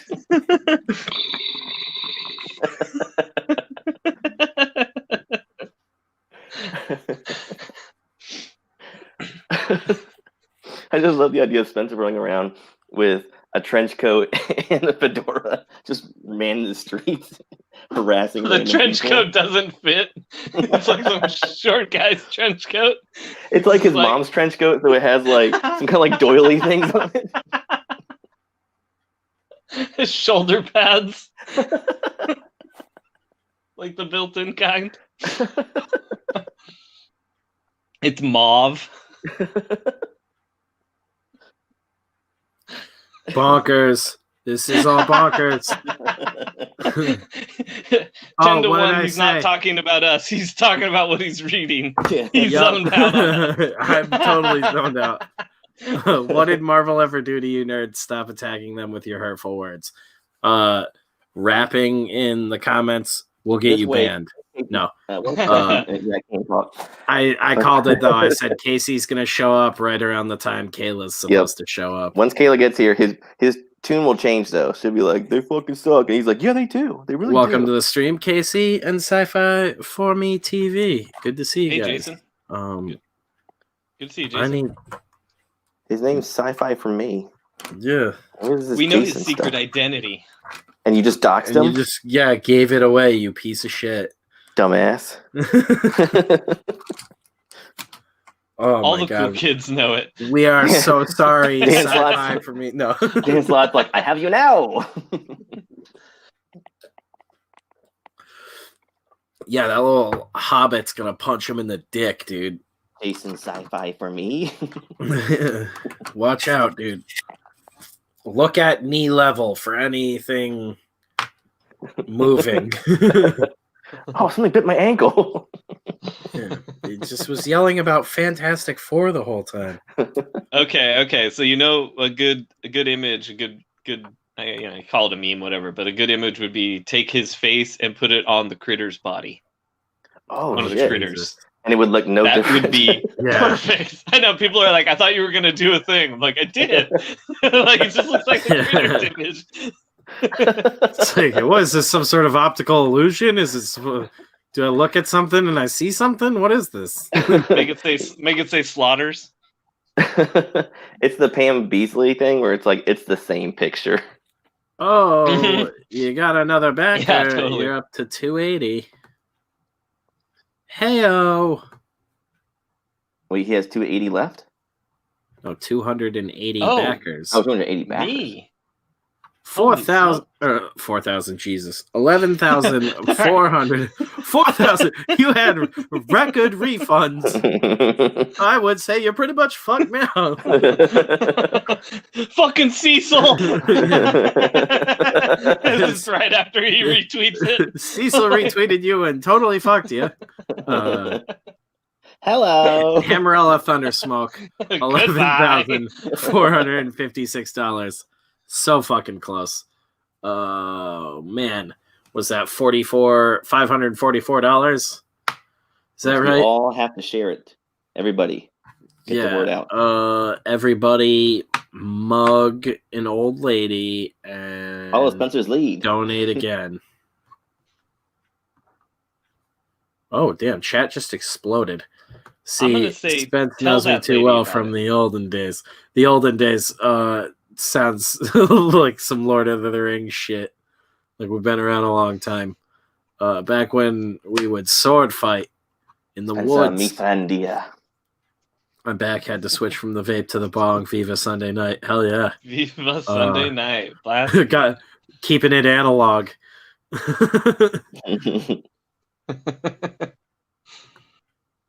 All good. Everybody's deep sea diving tonight. Yeah. It's the theme of the channel. Kayla will be here shortly. I was trying to hold out, but I need another beverage, and We got it. Go for it. dude, Go get it now. That way you only say it once. one day I'm gonna get a house, and I'm gonna get a there's gonna be a bathroom right next to whatever room I stream from. If I continue to drink, or I'm gonna go to AA. And they're going to be telling you, sir, you can't drink here. Yeah. Let's stream at the AA meetings. All right, guys, we got our whiskey. We're hanging out at AA. You're like, I swear, I'm trying. I What kind of swinger party is this? I got just a little bit left in this drink, so I'm finishing it. I'm talking with you guys, and then I'm gonna go finish another one. Blast Beat says, just kick it Gigi Allen style and piss on the floor. Yeah, Pitt is sleeping in my piss. Shit wherever. Fist fight my fans. Yeah, you guys think comic pros are bad? We could have Gigi Allen style comic. I'm sure some of them idolize Gigi Allen too. Like, want to shoot dope and die just like him too. I'm sure, but we used to cover Gigi Allen. The Taint. Not all dreams come true. Yeah, and you guys would shit all over the stage and scream, punch each other in the face till you bled.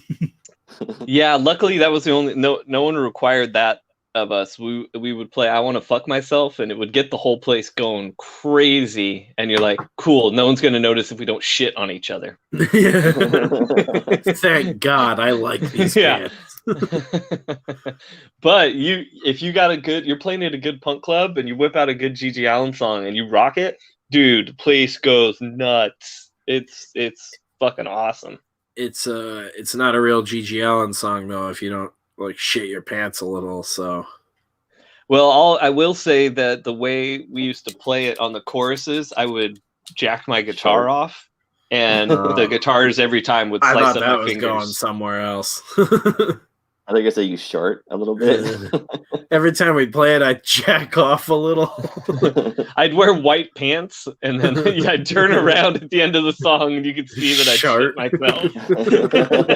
That way I didn't get it all over the club, but I still took the shit during the song. That's what sealed the deal, though. You went the extra inch. You're clean, but you're still rock and roll. We used to play the band that had a song called Turtlehead Soup. It was just about pushing that little bit out. It was so funny. Jeff is dying. The chorus, they'd go, Turtlehead Soup, Soup, and the whole crowd would yell Soup, Soup with them. It was so rad. Oh my God. These were also the guys that everybody party with them after. Turtlehead Soup. Turtlehead Soup got a bunch of people to jump ship immediately. That is amazing. Thanks for jumping in, guys. If you haven't already, hit that subscribe button for more. Subscribe mutton. Holy fuck. Yeah, subscribe. We'll send you all sorts of disgusting animal parts. Death Curse Mutton Pack. Get your monthly mutton from us. We'll drop ship you some mutton. God damn it, we're not serious. More people keep leaving. Dude, we're bombing upward. Yeah, subscribe to the channel, guys. Hit that bell. How come the more we laugh, the more people leave? Yeah, it's almost as if we're the only ones who think we're funny. Fuck. Oh, is that not how it's supposed to work? Gigi was a Damn nutty it. dude, indeed. I used to play naked in my old band, not intentionally, but it's hot under those lights. Shirt's gone after the first song, shorts after the second. Oh yeah, I can get down. That was a lot of why I used to just jump in the pit while I was doing vocals and fucking jump around with these dudes and get punched and kicked in the head a bunch while people are just kicking the shit out of each other. But it was like colder there where you were getting like the wind off of people beating the hell out of each other than it was up on stage in the lights. I'm gonna go grab another drink and hit that bathroom now. You guys hold it down. All right. Oh God, I don't know what to do. So we played a bar once. Oh, we played a bunch of bars where people threw beers and bottles and stuff all the time. But one show where it was actually, well, funny. I guess it was always kind of funny. But one show, this group of bikers showed up, and they were tossing bottles up on stage underhand. And later on, they were like, "We figured that'd be like a softer way to throw bottles at you guys." We were like, "Cool, I guess." It's not like it makes the glass bottle any softer when it hits you, but yeah, sure. Oh, we'll take it easy on Sure. these pussies. Yeah. It's like they're like, well, these guys obviously aren't bikers. Let's underhand the bottles at them. So It's like, that that's was... more insulting in a way. I mean, also to be fair, this was a show where we had brought piñatas because it was near Halloween, and we grabbed piñatas and we filled them with candy, and we told people we had all their Halloween candy in there, and everyone, we held it out, and people in the pit were running past and they were just punching it open, and then all the candy came out. Mm-hmm. And then the next one we brought out, we told them the same thing, but we had filled it with McDonald's French fries. So it was full of McDonald's French fries that were like 3 hours old. So everyone goes by, punches it open, and these fries spill out and just go everywhere. And everyone just starts chucking French fries. And it's like this gross, greasy smelling food fight in the pit. And a bunch of the bikers that were at the bar were getting hit by the stuff. And this was pissing them off. So then the third, it gets better because the story comes in 3 acts. The third piñata we bring out, we had filled with jacks and bouncy balls. And so it gets punched open. The jacks and the bouncy balls go everywhere. Everyone starts falling on the ground and getting jacks stuck in them. Oh my God. And everyone's tripping on the bouncy balls and slamming on the ground. And so then like the bikers came over to tell people to chill out or stop throwing the food, and then they're tripping on the ground. So that's when they decided to get our attention, but they threw the bottles underhand because they didn't want to chuck them at us, but they were pissed. I like that you gave the audience caltrops. The fuck, dude? And it was such the like mean animal experiment. We're like, here's some candy. All right, here's the second thing. And it was like, oh, gross, it wasn't candy. And then you bring out the third one. They're like, this is obviously going to be candy again. And we're like, nope, it's metal spike. Yeah, that really is like one of those fucked up psychological tests. Like the poor puppy that has like the Brillo pad mom. You fucking psycho. Well, that's the kind of like, I now I don't agree with it. I don't think it was cool that we did that now. We were really young and just, we just tried to be like, we were super experimental. Like we thought we were as punk as you could be. Like we weren't the punks in leather jackets. We were the punks that were like, what's just fucking out there? Like, how can we entertain and or maybe piss people off? And like, because we would do stuff like, we played a show, this place booked us as a regular. They were like, you guys are awesome, come be our regular Monday night band for like a month. And we're like, okay. So we did a regular show on a Monday. Everyone fucking loved it. The place was just blowing up. So the next Monday we start with our regular set, and then we do a Misfits cover, and then we played the same Misfits song like 15 times in a row, but in different versions. So we did it like the regular version, then we did like a country version, then a reggae version, then a rap version, then an R&B version. And we just kept moving through all these different versions. And after like the 5th version, the owner of the club was in the back, like lighting a candle, putting on the red light. He was like waving his hands. He was like flipping us off. He was so pissed off at us. And yeah, it was just, so we would do that stuff, and it's not a good way to a real Dan Slott that night. yeah, it's not a good way to win people over. So we eventually grew out of that phase, and because we knew how to be entertaining, and we would do that half the time, but then we'd be like, we would try to do something we thought was funny. You know, and it was, and I like telling the stories. I think they're funny stories, but they aren't things that I would ever come close to doing these days. You know, like nowadays I'm with the same band, I'm with the same guys, and our whole thing is like, when we even build a set for a show, we're like, okay, well, how do we warm people up to our music? How do we get them tapping their foot by, you know, the second song? How do we get the people dancing by the third? Like, how do we keep this going? Like, there's this whole thing on how do we entertain and keep these people motivated, where back then it was like, wouldn't it be funny if we threw a bunch of French fries and Jacks out into the crowd while they were doing a full speed mosh pit? They're like, oh god, the Jacks are cutting us open, and the salt from the French fries is getting in the wounds. Oh god. It was a mess, and it smelled so gross. Oh, it smelled so bad. But yeah, and you guys afterwards were like, dude, we totally killed it tonight. Oh yeah, we were so proud. Like, someday I'll get some of the video for it, because we have tons of video from those days of us just doing that, and then like us getting trashed on stage, trashing our equipment with the crowd jumping up and helping, and like complete chaos, like absolute chaos. Meanwhile, like, I'm actually, like, in real life, I'm a pretty nice guy, and the other guys in the band are even nicer. So it's really funny to think that, like, these 3 nice kids used to be like, how can we go, like, cause complete chaos at a punk club tonight? Like, just like, the music moves you, you know, like, it's your muse. no, I mean, it's funny, but you're absolutely right. You know? Yeah. There is something to that inspiration where it doesn't matter if you're a punk ass kid or a nice kid. Once the music gets in you, you're a punk ass kid. once the music's in you, you realize you were always a punk ass kid. I'm back. Did you find your magnifying glass for your case, detective? Yeah. I'm gonna catch that chick. Elementary, my dear Elkins. I'm gonna go do meth with her and get her to admit that she killed her guitarist husband by drowning him with antidepressants. Elementary school, my wicked Elkins. Justice for Ollie, indeed. Well, I guess Spencer fell into the fridge while he was getting his drink.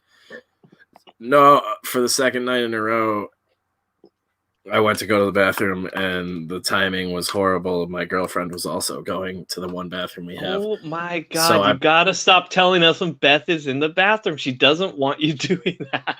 Yeah. Like, she's peeing this time, but later she might poop. And I went outside because my penis is portable. What? Did you brush your dick teeth before you came back? Yeah. Yours isn't, Jeff? Yeah, you don't want to leave piss on your dick teeth, or they'll just fucking rot right out of your head. Yeah, they get all yellow. Yeah. Why is it always the guitar players who get whacked? Because that's how you take the band out at the knees. If you want to take them out at the spine, you go for the drummer. What is that, a Kerrigan? Nancy Kerrigan. Yeah. What's that, a cardigan? Come on, no, I guess it would be. What was the guys chick like that math had it rock? done to her? What was the what? Chick who got whacked? No, it was Kerrigan that got whacked. Who was the chick that hired the Tanya Harding. Harding. I guess you would call that a Harding, huh? Like getting whacked in the knees. Let me get a Harding. I go like with an I, Tanya. Did you see that movie? Yeah, Jeff, Yes. Did you see my comment in the chat that we got another backer right before we went live on here? I did. I just checked it out, actually. We're up to 168. I was like, we've actively only been promoting Hammerella and Wirehead. Like, I've only been leaving City of Rot in the links in the video descriptions and mentioning it like here and there as we're like, we need to get Hammerella and Wirehead funded. Then we can go back to doing our shit just fine. And it's still just like every day we get like a new backer. It's excellent. Let's move it to a bigger book. Like, let's do like Cyberfrog. Yeah. You get like 20 backers. Yeah, every time we start mentioning other books, we get backers. So back Cyberfrog, guys. Go check it out. Remember, we told you to check it out. So when your brain starts confusing what we told you to go check out, back our book too. These are the strange powers of Death Curse Live. Yeah. Pray we don't do an impersonation of you. Yeah. Right. Oh my God. Kayla will hopefully be here anytime now, unless she's gonna dupe us all tonight. Oh, she better not. I tuned my ukulele for her. She'll pull a Jeff and show up last minute. Oh, cool, like, you mean? Someone. Oh shit! Spencer was like, "Hey, that's it for tonight." And Jeff's like, "Let me in." I didn't know, but they did the Comicsgate Awards over the weekend. Rob Arnold evidently put it together. Were we nominated? Yeah, guys, did we win anything? Let me know in the comments. Best comic of the year, right? Book of the year was John Malin, Coney Waves, Graveyard Shift 2. I mean, did we at least get runner-up? Had to be. Best artist, Ethan Van Sciver, Book of the Year. Never heard of him. Best cover, Battle Brick Road, Kenneth Rockefeller variant. Oh my God. I just got kicked in the back of the head by a mule, evidently. Most anticipated book, Replicator 3. Best letterer, Eric Weathers.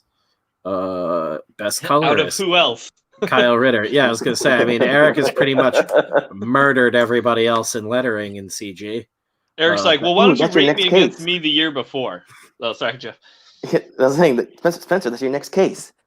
I think the best one, and it's like only you can solve it. I like these dudes. I think these dudes are great, but this one's probably the most hilarious. The best new artist is Dan Fraga. That's hilarious. So obviously, it's like Marvel's Young Guns. Yeah, it's clearly going off of like new to CG. Ambassador Award, the Lucent comic, which that's Michael Beacon, right? The one who had you on his show? Bancroft. Michael Beacon. Jesus. Bancroft. Oh, Bancroft. Beacon's another person altogether. I'm drunk. Yeah, Bancroft's awesome. Sorry, go on. Oh, I wouldn't know. We don't get invited anywhere. No. No, well, he just reached out to me. So yeah, no, I'm just fucking with you. What can I say? I'm fucking cool. Narwhal got best writer, which I'm gonna like that. That's my boy. Dude, he is so good. I don't have one of his books yet, but his work is so unique and just so top notch. Like I can't wait to get whatever. I backed something. I can't wait to get it. Yeah, he's wacky, and I'm hoping to work with him at some point on something. Don't feel bad we don't get invited too much either. I feel like it's more because I'm just an absolute heathen idiot. Like early on with Voidwalker and everything, we were like, I'll send out review copies. I'll come on your channel. I'll do whatever. And literally no one hit us up. I was like, ooh, that's not good. Well, I should give credit where credit's due. Blast Beat, our homie Brian, he made it happen with Critical Blast for me. Yeah. They invited me on because he recommended me to them. So that, it wasn't, nice Blast. Yeah, it wasn't really me just existing that like they were like, oh, I don't fault anyone for not recommending us. We're an acquired taste over here. I understand. That's the other thing. Like I started doing, like I said, I did YouTube ages ago. What kind of acquired taste, though? Somewhat successfully. What would you liken this to? Getting fucking punched in the mouth. I don't think it's an acquired taste. Oh, you haven't tasted your own blood then. It grows on you. We're cocaine sprinkled over weed. Yeah. I don't think you guys. At first, you're like, yeah. I don't think you have taste buds. At first, it's weird, and then towards the end, you're like, I could do this all night. I'm one of the LCS guys on Critical. Oh my dude, holy shit! Remember how I said I get more dyslexic as the night goes on and I drink more? I'm not even dyslexic regularly. I'm one of the LCS guys on Critical Blast. Watch me on Saturdays. I think I'm subscribed to them. I didn't know. There's too much shit. That's the other thing. I'm now subscribed to so many different things, including stuff outside of comics. Now I am, for sure. I thought I was already subscribed to this, though, because I think I watched one with... yeah, you guys had Keith on, right? Or you were... yeah. I think I was watching the Keith one. There's another one, too, that I watched, but... Keith Richards? Gleason. But yeah, there's just so many... that for real? So many channels. Yeah. He's like, right, was it? I'm out of it. Have you guys seen Keith Richards' Indiegogo campaign? Called The Chronic. I really Not that like I know. Cyberfrog. I couldn't do it with Keith Richards. I was laughing too much. Go for it again. Oh you get a take two if you're going to do it. I got to try it. Wait, how does he even sound now? I got to remember. Can someone pull up... yeah. How does Keith Richards sound? Yeah, I am the emperor now. A talking leather wallet. Something, Rolling Stones. Yeah. Holy shit. This show is just really high concept bits and really low hanging fruit. Rapid fire. Under my thumb. 7 on 7. What is up? Yeah, right. I couldn't think of any fucking Rolling Stones songs off the top of my head. Give me shelter. The first thing I could think of was the song that goes woo woo, and I'm like, great, that's not lyrics. Woo woo.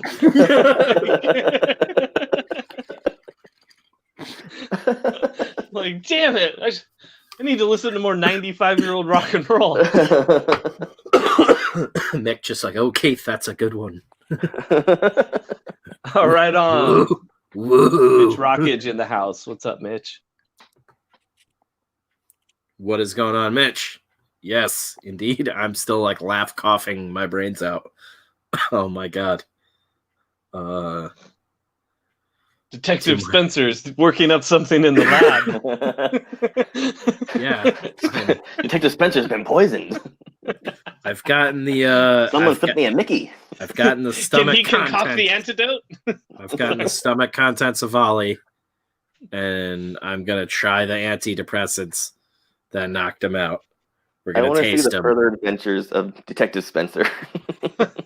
Yeah, it's just gonna be me drunk at the police station, like, yo, let me get that case files. That was like when I first talked to Michael Green. I was like, so how close are you to the department that handled the Zodiac case? And he was like, oh God.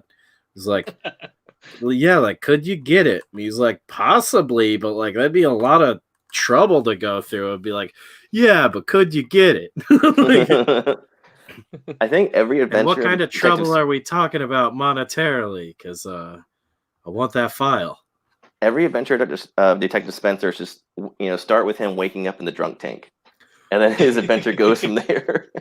Listen, I'm not a real detective. I'm just a drunk guy who knows that you can get some files from cops if you ask nicely. And cares about justice. Beth is his gal Friday, but you never see her in the episode because she's always in the bathroom.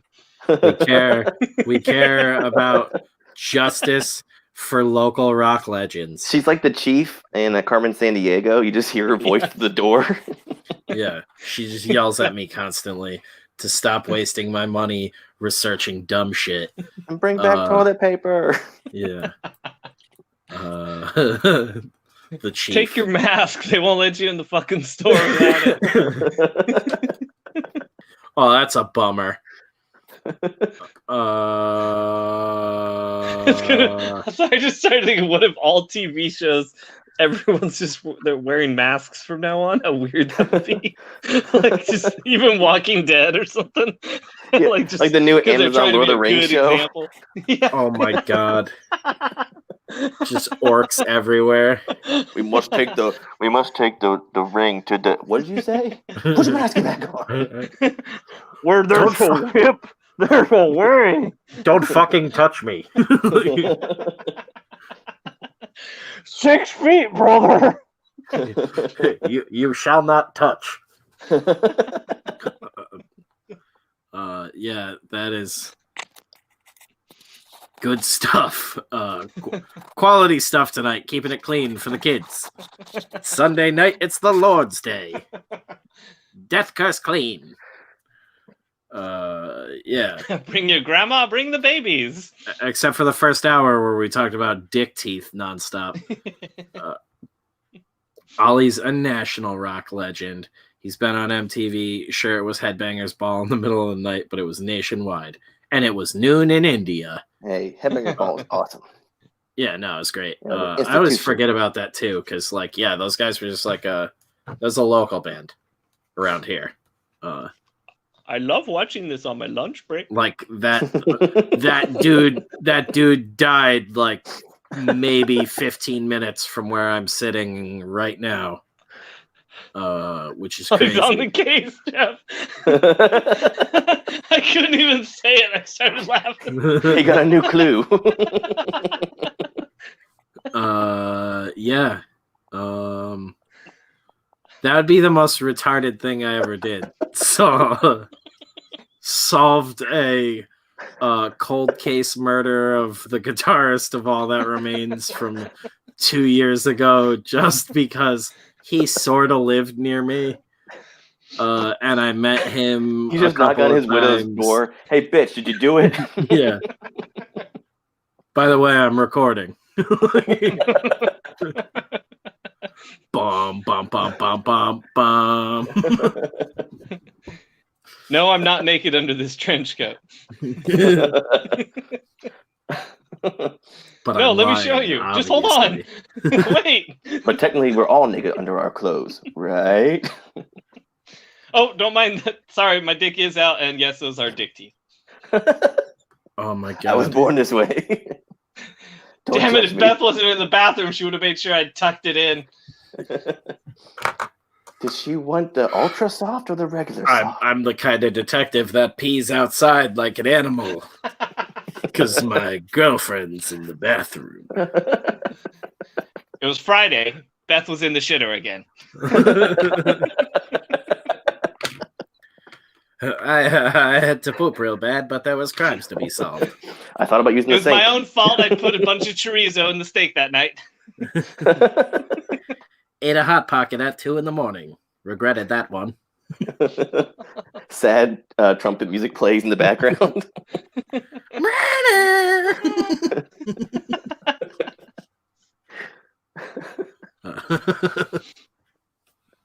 I apologize, Beth.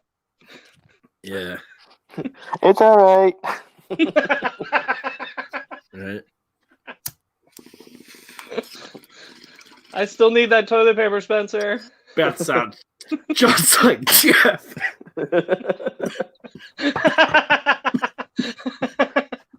Spencer can't even wait to finish a hit to talk. Spencer's the next case. Is my girlfriend Jeff this whole time?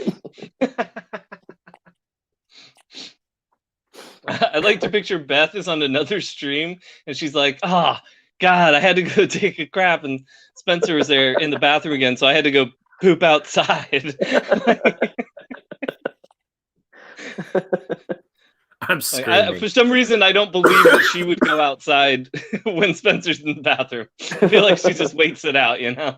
Yeah, she's a normal human. Yeah, exactly.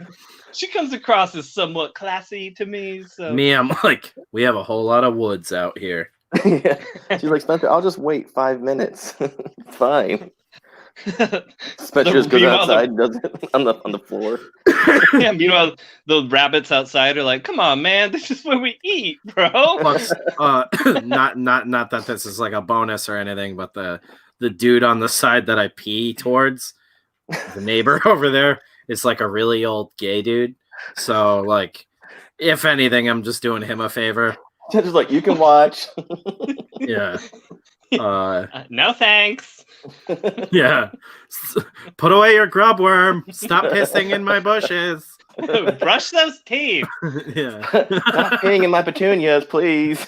Brush those You're killing them. Holy shit. Give that dick a Holy tic shit. tac. Oh my God. All I know is what did I walk in? Like, I was trying to put my name to like the only vagina here, and it would not let me. Like every time I Then was you trying realized to Jeff type was it here? in. Damn, you beat me to it. Damn. I can't even be mad about that one. That was a good one. I just fucking died. That was Jeff, we missed you last night. Yeah, I didn't miss you guys, but thanks. Did we? Oh my God. Yeah, Randy, this show is known to reduce brain cells. Get your golden shower on. Of course, Casey hung around just to show his love. Just don't post any other emojis. No vegetables, please. Yeah, you guys want to see a spaceship? Someone tag Zayd. Let him know his show's starting. Yeah, right. Kayla's got a shitload of fans. Should I actually tweet out to Zayd? Like, and Kelsey Shannon and every other dude in the world that thinks Kayla is a fake hot girl on Twitter. It's like it's actually. It's our Russian bot, Kayla. No. I'm gonna be arrested now. The CIA is gonna be like contacting me. They're gonna think I'm like one of those what is it called? What was Black Widow? What was she? A Red Sparrow? Fucking Red Sparrow. They're gonna think I'm a Red Sparrow and come for me. Yeah, Well, I have ends with them, so don't worry. You bang dudes to kill them. They're gonna come after me. Yeah. Oh no, when we're most vulnerable with our dicks out. And we haven't brought our teeth. That was like yeah, right. That was like the whole movie. Caught Got with a broccoli stuck in smile there. All I Caught know with is I a walked smile into. at 6 o'clock. All I know is the first thing I hear when I walk into the show is that dick needs a tic tac. Yeah. So, yeah. Are we talking about the dick tooth from last night? Yeah, exactly. Simon on no teeth today. Oh no, you're just in time for it. Oh my, Jeff, you missed it last night. It was classic. But not classy. Yeah. No, It was what the- are you talking about? We are the classiest show on YouTube. Yeah. We didn't say it was a bad set of teeth. It's just a set of teeth that happened to be in a dick. Blastby With the update. brace. Ancient ass Jason Witten just scored a touchdown for the Raiders. I forgot about the braces. The chick teeth that went through the awkward phase of braces. I didn't know Jason Witten was with the Raiders. Oh now. yeah, they are the I Las didn't even Vegas know he was Raiders with now. the I just what? saw Las Vegas, right? What the fuck? Barstool shared a thing where they were calling an audible, and the audible was named after an old Vegas strip club owner. I was like, that's rad. Cocaine 42. Whack 'em all. Whack 'em all. Cocaine 42. It's just Joe Namath's plan. Bury him in the desert on 10. Yeah. Huff on the 50-yard line. I forget who it was. I think it was Joe Namath recently, or who was it? Like, He beat the shit out of someone that tried to break into his house. You have to go to a dentist I for can't remember that, who it was. Ancient Joe Namath. The doctor 70-year-old refused Joe to look at Namath. my serious. dick. It was one of the quarterbacks that's ancient, but for some he wearing reason I his think fur it's Joe coat? Namath. I don't know. No, I it didn't was see it was the video. Montana. It was Joe Oh, Montana. Joe Montana. Oh, okay. I knew it was Yeah, a yeah. Joe. I said Well- Joe Montana. Wait, what about him? He had teeth, dick. No, don't disrespect Joe Montana like that. What happened to him? What were you saying? Everybody was yelling over Yeah, each other. sci-fi season. It was Joe Montana. Somebody broke into Yeah. their house and he like knocked him out or something. Oh, kissed I him. know it was. Still got I that know it arm. was a Joe somebody. So. Welcome, Joe Boo. Good Just to couldn't see remember which you. one. Don't welcome, disrespect Joe Joe Montana. Don't. Yeah. Can I disrespect what? Brady now that he's a pirate? No, we don't. All right, here in Massachusetts, the whole thing is, fuck him. He's not playing for us, but we love Brady at the end of the day because we appreciate you all the forgive work him? that he put in. I mean, he's getting paid Brady, way more. He we was forgive you. literally. How do we have the greatest quarterback of all fucking time and we don't want to pay the man? Why is that Dan Slott video is now the most popular video we've uploaded? Thanks for checking that out, guys. That was dumb, but I love it. I couldn't stop laughing about it. Joe Montana had great Sega Genesis games. See the 6 degrees of Kevin Like Bacon at on his their house? channel. I used to go there every Saturday. and we'd Montana's play from all my day long. hometown. So much fun. Oh, hi, Ira. But he always cheated. Tommy B forever. Brady is the golden boy, I guess. Well, Everybody still loved him. Brady was inspired by Montana. So Yeah, but that was in his oil painting, not on the field. the one thing that I will say about Cam Newton, though, with him And that playing was- for us, is that that was he's Hannah taking Montana he responsibility was for talking shit. about. Huh? That was Hannah Montana he was talking about, and it was about oil painting, not football. Okay. Yes. Just getting the facts straight for the audience, so we don't lead them down a dark path. I mean, is it Montana like a spray paint brand? Montana? Is it Yes, like it is. it's a also spray paint brand. paint brand. Yeah. And a last name, among other things. Yeah. Well, and a fucking state or You Whoa, don't whoa! say. You guys are saying words are more than one thing. like, Yeah. wait. Like they and there, those aren't the B same. and B. There and there, those are the same. There and back again.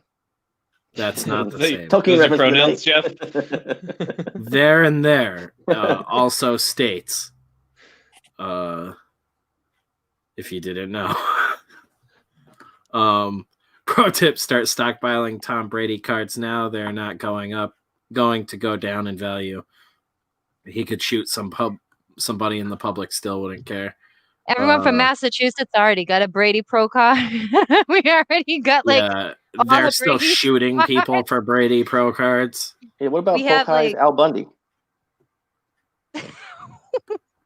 Simon's right. Simonon's right. Remember the Bundy. Let's rock. God damn. Kayla, we got another backer tonight. Right before we went live. And so it was that Tom fun. Brady. That's Yeah. awesome. This is Tom Brady. He backed us for a cool 10% of his annual salary. We all shit our hearts out. We're all millionaires now. Yeah. We would be because he's getting paid down in Tampa. He sure as hell wasn't getting paid up here in New Yeah. England. I'm sorry to say. I crapped He out my stayed nervous with us for system. so long. Like, oh God, I miss the man though. We need to get Hammerella. Yeah, right. I'd She leans back and grabs her hair. I miss the man though. Because like watching football, it's not the same. I mean, first of all, when I Boston grew up, people would smoke a cigarette after a good New England game. I used to smoke fucking That tab. whole city climaxed at once when New England would win. Was it good for you, Tom? Yeah. Oh, Tom, is that you what they call really- it? The Flick the Bean Town? Yeah, that's Tom. Tom isn't my type on the Patriots. He was not my type. He's just an What is it? amazing More of an player. Aaron Hernandez kind of girl. What is it like? No. 16 times a year, Tom gets us all off at the same goddamn time. No. I liked Julian Edelman. Julian Edelman. Yeah, Beth's like in love with him too because he's a Jew, right? She's. I don't know all what about him. I don't know about that. I'm just saying by his football ability. Besides, put the he does stank get on hurt it, every Spencer. year. You right? I'm in love with a Jew myself. I didn't mean it in any sort of offensive sense, Jeff. It's Jewess. Yeah. I want screen Jewish time for my princess. joke. You see them Jubies once and you're hooked. Great candy, Oh my Jubies. Flick the Beantown, dude. We should have we could open a whole store of just the worst graphic tees ever, with all the horrible Shore phrases we've come up with. You know what? With Cam Newton, I've been beating him in a locker room. They hold him down and slap his balls. Well, the one thing I will say, no, I give credit to Cam Newton in the aspect that he takes accountability for his actions. He takes responsibility for the shit that he does wrong in the games. He's the one throwing picks. More like Cam Putin, am I Just right, saying. guys? He's totally working with Russia. Oh, damn. And he poops on the Yeah. field. Okay, Yeah. I can see comments now. Danny Amendola went to your high school. How did Danny Amendola fucking cheat on Olivia Culpo? She's fucking so gorgeous. Are you fucking he fucked up with Get that to one? the bottom of it. Oh my girl. god. Oh, No, detect- Olivia Culpo. He's got an is assistant, fucking Jeff. so Two gorgeous. detectives. Dish about it. Well, no. Pull up a picture of Olivia Culpo. I don't care if we get flagged Instead for of True this. Detective, it's Wicked Detectives.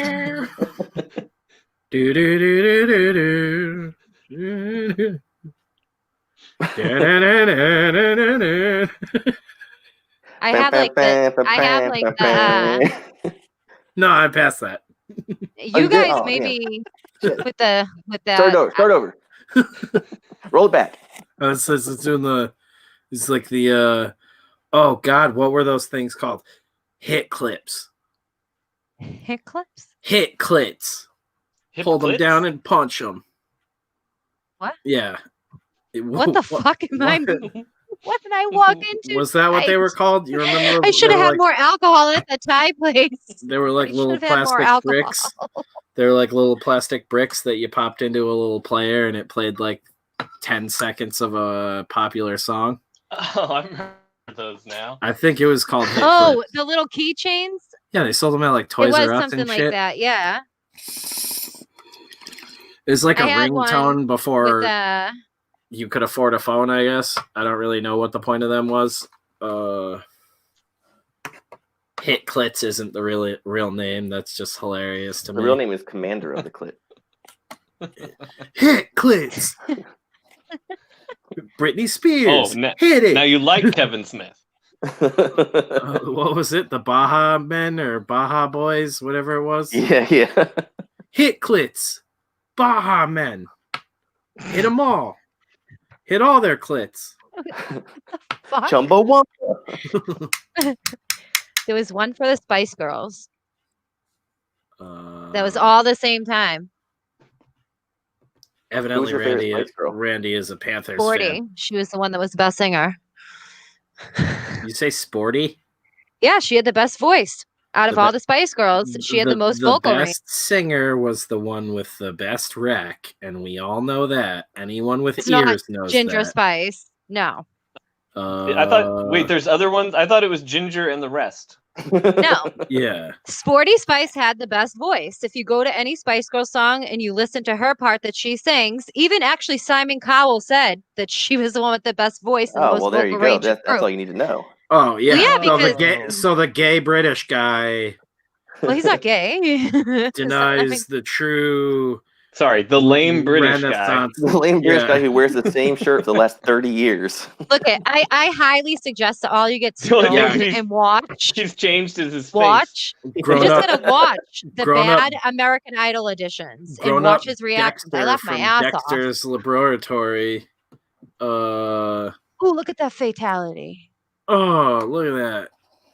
Hit clits. Brutality. Clits for the hitting. This holiday season, we got clits for the hitting. Bing bang do. Ho ho ho. Bing bang dildo.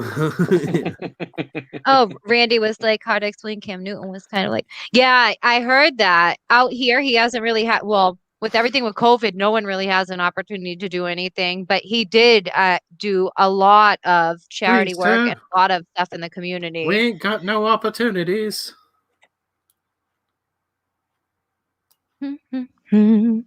Sorry, I'm just insulting whatever you're talking about. That seems to be. I'm in Normal that for you, stage huh? of my drunkenness. I don't know why you're apologizing for it now. Yeah. I'm sorry, I'm momentarily apologetic. you I'll suck. go back to just shitting on you regularly.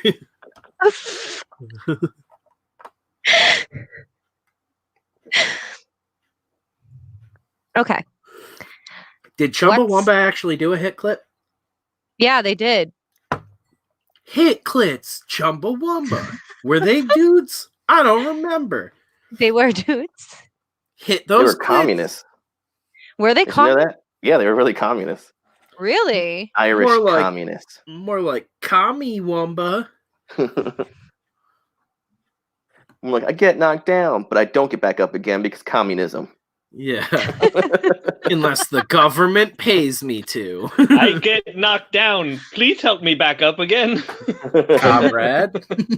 I'm so hungry.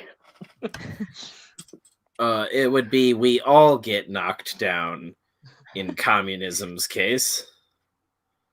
They were peace punks who sold the fuck out. They were called Chumbawamba, so they were lame from day one. Yeah. If I were not like a mashed potato brained baby when they came up, I would have been making fun of all my friends for listening to them. Yeah, I don't know. That band, I can't even think of any of their hits now. I just That was remember their that. only They only song. had one, yeah. They only had one. Perfect.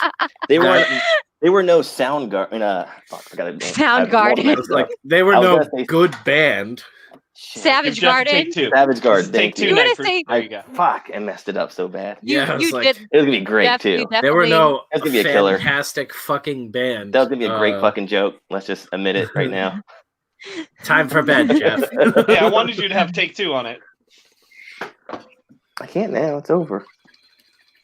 Why Oh, am yeah, I I the know. only one on camera? Because I'm getting high. Have and you I'm seen really the rest of drunk. us? Yeah. Yeah, I look like a caveman. And I look like Nadia from Dark Shadows tonight with my ruffled shirt and skirt and shit. I mean, I can get on, I guess. Don't get off. The crowd was expecting a fancy dress from you, but Get You know. your heart on now. Not just wearing the same outfit as baby. Kayla. This is kind Get of awkward. your heart on now. You guys watch China, Illinois? Kenny Isn't that- Winkler? You guys No. haven't ever seen China, Illinois? I feel like, is that a cartoon on Adult Yes. Am I just I a have seen giant it, yeah. child? Mhm. No. It's fucking I don't Brad watch Cartoon Neely, Network. baby cakes and all that. Dude, Ryan, you would probably love this. Fucking, it's worth getting copyright struck for. What? Kenny Winkler. No, we Oh had my such God. a great episode. Oh yeah, but I can just trim that out after the fact. It's not a big deal. And again, Okay. we're not Let's get monetized, flagged and so I'll it's trim not it like we're out. losing anything. Hell yeah, Mitch. Savage Garden for life. I thought you should say Soundgarden.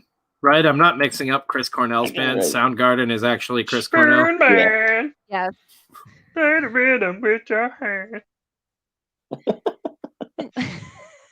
Sorry, probably shouldn't play that sound bite. From Yeah, we- Rape me, fist my butt, tell me I'm your man. What? with a smaller spoon. Is this like Nirvana done in butt music? Like, Soundgarden does butt music. Use your It's little Nirvana baby hand, fist me. Lube it up before you jam. where's the ukulele when you're singing, Gravy. Ryan?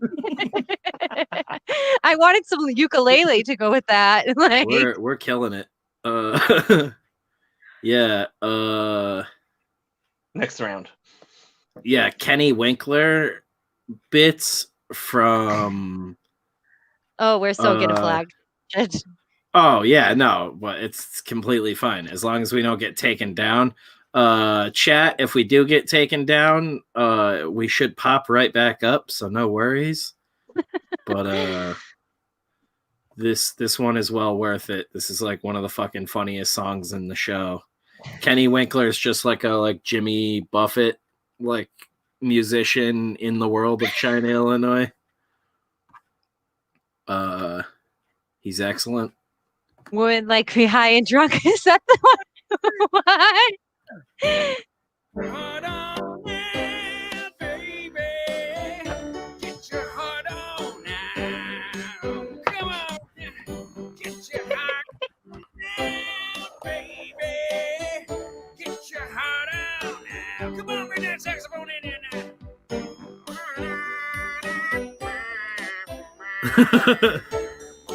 Good stuff.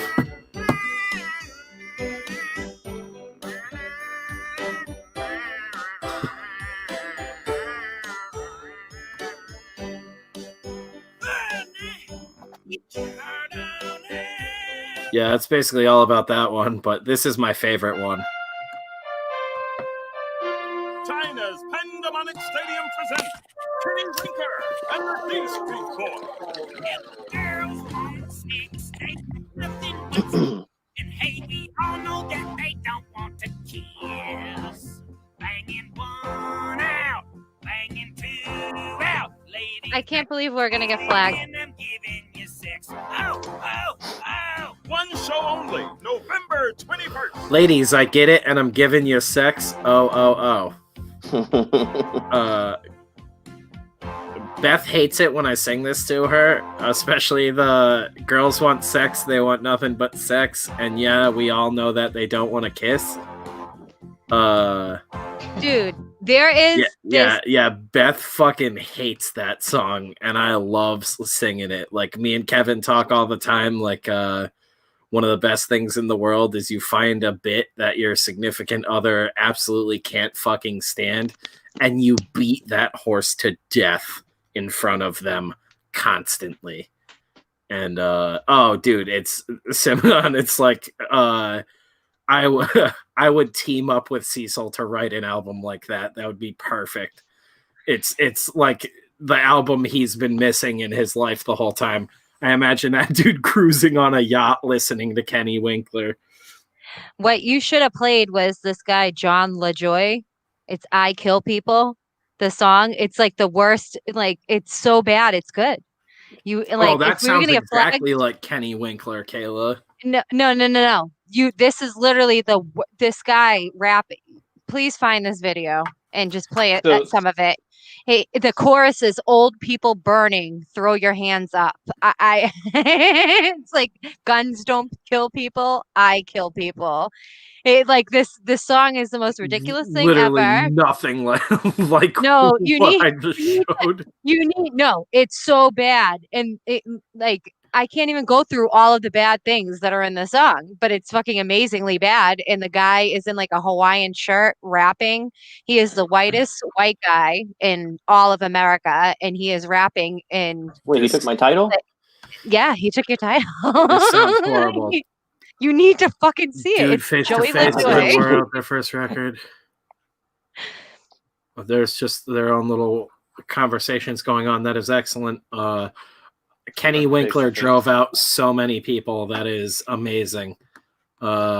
Yeah, I almost left. Is that funny if you've watched the show or something? We need Because context that here. was just like I feel like torture. you have to be really drunk and Oh super man, stoned. Like, Kenny Winkler is amazing. Girls what is Want going Sex on with my hair here? is I think one out of of the best context, songs. it's just weird. Spencer, I'm sending you this goddamn video so you It's can not watch enjoyable. it. You're gonna freaking die. You can send me all the weird nonsense you want to send me. The people are trickling back in now that Kenny Winkler is done. It needs more French fries and Jacks. It might also correspond to Kayla turning her camera back on. This one, and then he has another song. This guy, I'm gonna send it to you. It's "Show Me Your Genitals." Oh yeah, I know that song. Yeah, That's a funny one. I know who she's talking about. It's It's the Taco from fucking The League. EMC squared equals vagina. That's an old one. It's ridiculous. I freaking die. Kayla's just turned into like a Midwestern mom all of a sudden. Just discovered the internet. Whoa, Yeah. does she have a new accent? It's like memes from like 2008. I don't know. I'm on YouTube, don't you know? Talk like this. Look at this angry cat they're trying to point at and tell it to do things. The next day, I found out Angry Cat I died. can It's just so be sad. fat hands. Oh, no. I used to think I had fat hands, and then I watched that 616 episode. It's like I'm doing all right. You got steady hands, Mr. Hooper. Look, it's us. It's Inception. It's Inception. Spooky. It's insertion. Whoa! Hit clicks. Full insertion. That's full singles coming Just a from tip. inside you. Al Bundy tooth. rookie card. I can actually get That's this. one tooth. I was Well, gonna it's say not a even tooth expensive. within a dick, within a tooth, within a dick. I was Well, just wait, writing a tweet and I went to tag Spencer and I put toother. Oh my god, Jeff! Rooster Toother. Jeff, I'm The so tooth is drunk out right there. now. Hang on, this is pretty funny. I'm so drunk right now. Jeff Are you gonna commented show the on statue? Jeff commented on the going live soon thing with a fucking gif of Winnie the Pooh, and I thought Perch commented on something I had said. I was like, wait, what's going on? It's just a Winnie the Pooh gif from Jeff. It does nothing to do with Perch. I'm just blasted. You just got Perch on the mind. Yeah, right. Thinking of Just that got perch. honey potting motherfucker.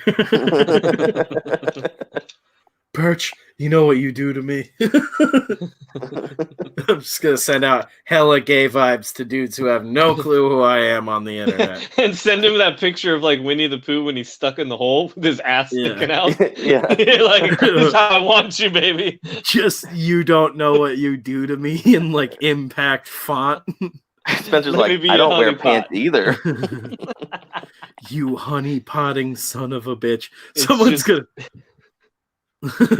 gonna clip that and send it to Perch, and I'm gonna get arrested. Or invited, maybe. Well, you Yeah. haven't gotten arrested yet for anything that we've said about John Carpenter. So That's how because much I'm we love him. fucking invincible. Where's my other camera? Is it this one? I'm a person again. You have arrived. You have the Paul Bunyan look today, Spencer. Yeah, I'm here to fucking kill some trees. And not the You ones have you're been. thinking of. You kind of have been, haven't you? Yeah, all night long. Forest fires. That's why I need a fuking soundboard with all night long on it. Oh, just hit that. Yeah, just that clip. Let's get flagged for that song. Just enough so we no. don't get clipped. Get the Oh, no. ukulele Man. out. The Just Brawny play, Man. just play all the clips like the sound bites in slow motion. So it'd be like, oh no, Brony Man's here to fuck your bitch. I almost did that with the Dan Slott video today, which I'm surprised. I did a bunch How of did that- little slutty YouTube tricks thinking it would get more views, and it's basically like on par with one of our normal streams, which I'm not mad surprised about. you didn't But get like in trouble from Disney. yeah, Like, oh no, it got copyright claimed immediately. But what the fuck are they gonna do? that was not what I expected. I fucking died. I was dying. Yeah. Well, like I said, it was like everybody had already like commented on it with everything that like needed to be said. It was like I would have just been parroting shit at that point. So I went a different route. And had fun with it. And that took like maybe 20 minutes in After Effects. So it was just like, fuck it. And then I showed it to Beth, and Beth was like, that is so mean. And I was like, hey, Marvel picked it. Like, I didn't make this. And she was like, wait, they picked that song? I was like, no, that was me.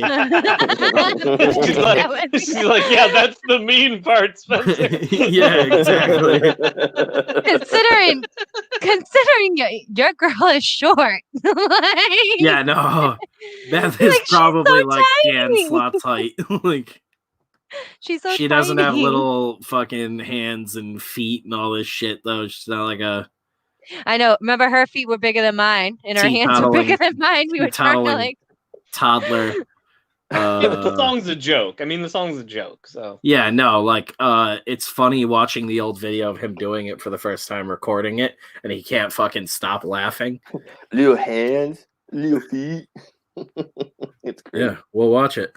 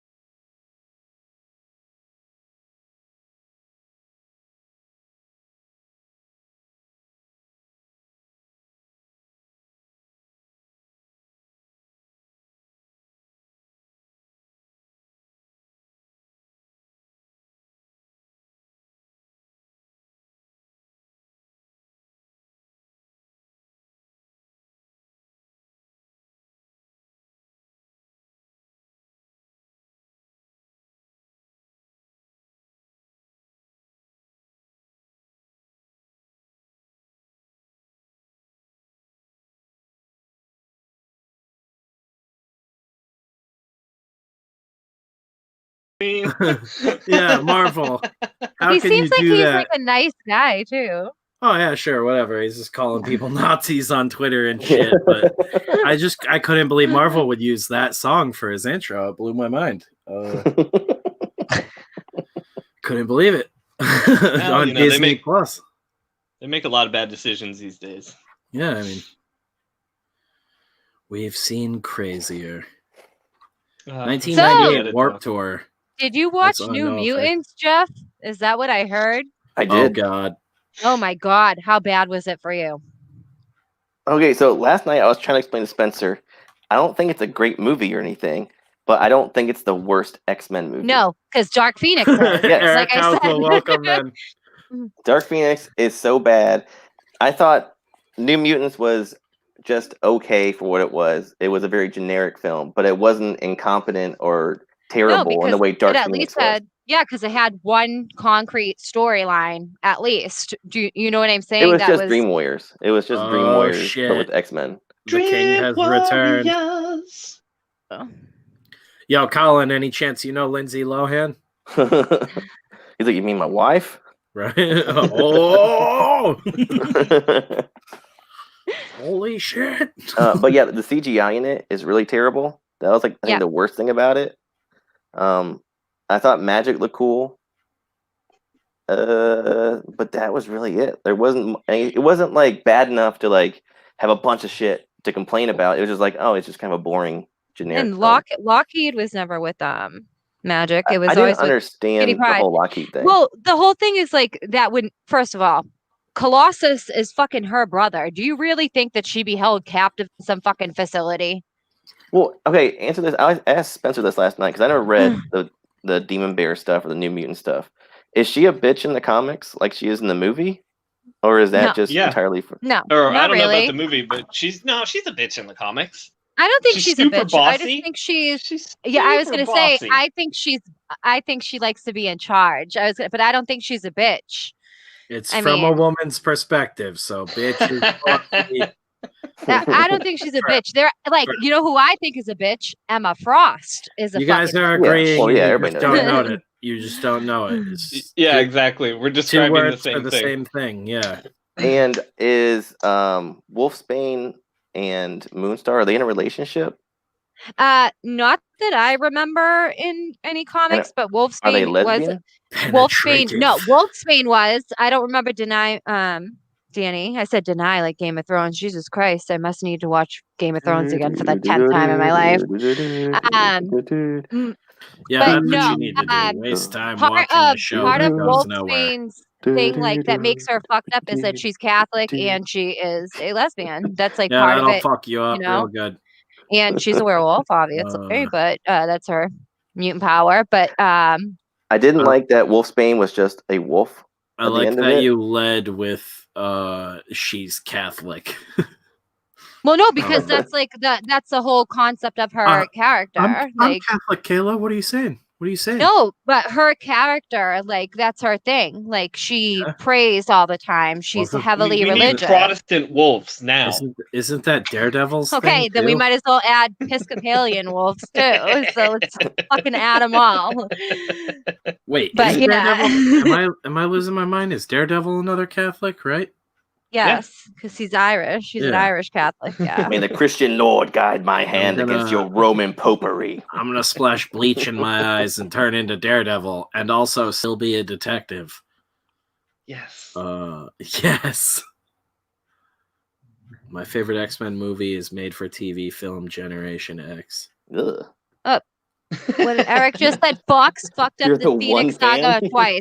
Yes, they did. They fucked it up twice. Not Oh, once, but Kayla twice. will yell at you all about it. Because the whole thing is there's so much they could have done. They could have involved the Fantastic Four, because that's how Jean Grey is found when she comes back as Phoenix. Then I don't know what the fuck they tried to do with the new movie, as far as like, were they trying to do Hellfire Club? I don't know what the fuck they were trying to do, but you really need to do please. It's not I'm sure you've read Chris Claremont's Beauty. That is like one of the most epic comic books in all of comic book history. No fixation here. But, yeah, but I haven't seen the movie. You don't want to see it. I had to sit through it. Yeah, I know. So I literally had to sit through it 5 times, because I wrote a paper comparing it to the comic book, basically ripping the movie, because the paper was it was a college essay. I wrote a fucking 20-page paper comparing a movie to a written work. So I compared the movie to the whole Dark Phoenix saga. And College sounds like a clown car. No, that No, it was movie for is genuinely just writing terrible class. in every way. It's unimaginative. It's boring. Like every superhero movie at least has like one moment of kind of cool something in it. Like even X-Men Origins, like Wade Wilson has a cool little thing with his swords at one moment. You know, Compare the rest dick of the movie sucks. sizes with But- X-Men. Dark Phoenix is just terrible throughout. They wear fucking regular clothes for. I don't know 99% how of the you movie. guys even watched it. I have not gotten. I think Well, I watched you the know first why I 10 went to go minutes and see was it. like, "Yep, I'm good." And it came out on my birthday. Or the day before my birthday. Lucky you. No, And it you was saw not every lucky me. actor was Show bored. some in the movie. restraint, kid. Me and because I go and watch all the Marvel movies with my dad. It's like what I've been doing since I was a And little kid. that's why they And me keep and my making them father- shitty. We looked at each other and we said, "This director should be shot and fucking killed." And you, Oh. Like intense. literally. But, The worst thing no, about it it was- too with the director is that he wrote the Dark Phoenix movie for X-Men 3, and then wrote this one and directed it. So he's had 2 chances to get this story right, and he fucked Just it up follow even Chris worse. Claremont's fucking storyline. It's not that hard. Someone out there, whoever, Disney, if you're gonna do a fucking X-Men movie, please follow Chris Claremont's storyline to a T. That's it. Stop being fucking greedy and wanting to take credit. Take credit Hang for on. fucking. You don't need to take credit for the story. They had the same dude write it again. Simon And directed Kinberg. it. one that did it. Simon Kinberg, I He believe. wrote and directed it. But my thing is, it's like just He's written most of and the when they X-Men movies. say, and then when they put it like, oh, based on what? Where was it based? Because her powers, the powers Holy that they shit. displayed, like it's not anything. He looks like somebody like Mr. Potato Head like dropped Yes, the features on the ground and kind of rolled them around a little bit and then picked them I back don't up. care about how He he looks like a looks. morphed J.J. Abrams. It's weird. I don't even care about how he looks. I just care about the fact that he fucked up what to me is the most iconic storyline in all of Marvel. This is my personal opinion, and it's my Wait. favorite character, and he's fucked it up twice. So I don't like the Chris Claremont run of X-Men in general. It's so beautiful. Like not even just like the Dark Phoenix saga, but like God Loves, Man Kills. He's produced a ton of like Life After amazing Death. shit. He seems to be a great producer. Yeah, well, he needs to not produce or direct anything that has to do with Phoenix. Well, no, he needs to Give not me the write fucking things. job. Oh I'll figure it God, out. he's writing the remake of Logan's Run. That's fucking insane. At one point, Nicholas Winding Refn was going to direct that, but I think he's out now. I don't think so. Yeah. He also wrote Triple X State of the Union. Oh, that's all you need to know. Mr. and Mrs. Smith. Holy shit, dude! This is insane. He wrote the Fantastic Four screenplay too for the newest one that bombed. Oh yeah, because that was like really they good. just keep going fucking back to this dude. But I think he was brought in to rewrite it when they were trying to fix things, and I think he was the ghost director too. You know, after Josh Trank, they were kicking him out of the film. It just feels unreal, dude. But hey, I gotta check out. I mean, we can call it unless you guys want to keep going. It doesn't matter to me. So we'll keep. I gotta go do dinner. Reppin' is awesome, Joe. So I agree. We can stream tomorrow. Yeah. Yeah. I can't. I won't be here the rest of the week, guys. Oh, because are you going away? Oh. Yeah, because Jeff's a bitch. I'll bring her on here. You're like, don't talk about my son that way. Yeah. I would love that. Well, I'll have to be super fucking polite, and I won't be able to talk about dicks for like an hour. You should at least show Jeff the whole thing where Dick Tooth came from before he bounces. Oh, we did. Oh, you should. Well, yeah, we were talking about it last night. Mm-hmm. We explained it to him. Oh, yeah, I forgot you went to bed. Jeff came on at like the end of the night. Really? I was waiting for you to leave. Right at the end. Yeah. Of course. He was on for is like she 20 gone, minutes. guys? I'm still offensive. Gone? It's because I need to stream more midday and do some drawing streams and stuff, maybe on my own, unless any of you guys are around for that. I'm what the off fuck is that tomorrow. noise? So that is a cat. It sounds my cat. Oh, Ryan's okay. killing the cat. It's like, is that my cat like harassing me outside or something? Bye, man. Yeah, we'll be back tomorrow. But thanks for hanging out with us, guys. Later, Mitch. Take it easy, dudes. Later, chat. Yeah. See you guys tomorrow. We'll be back tomorrow. Bye. Bye.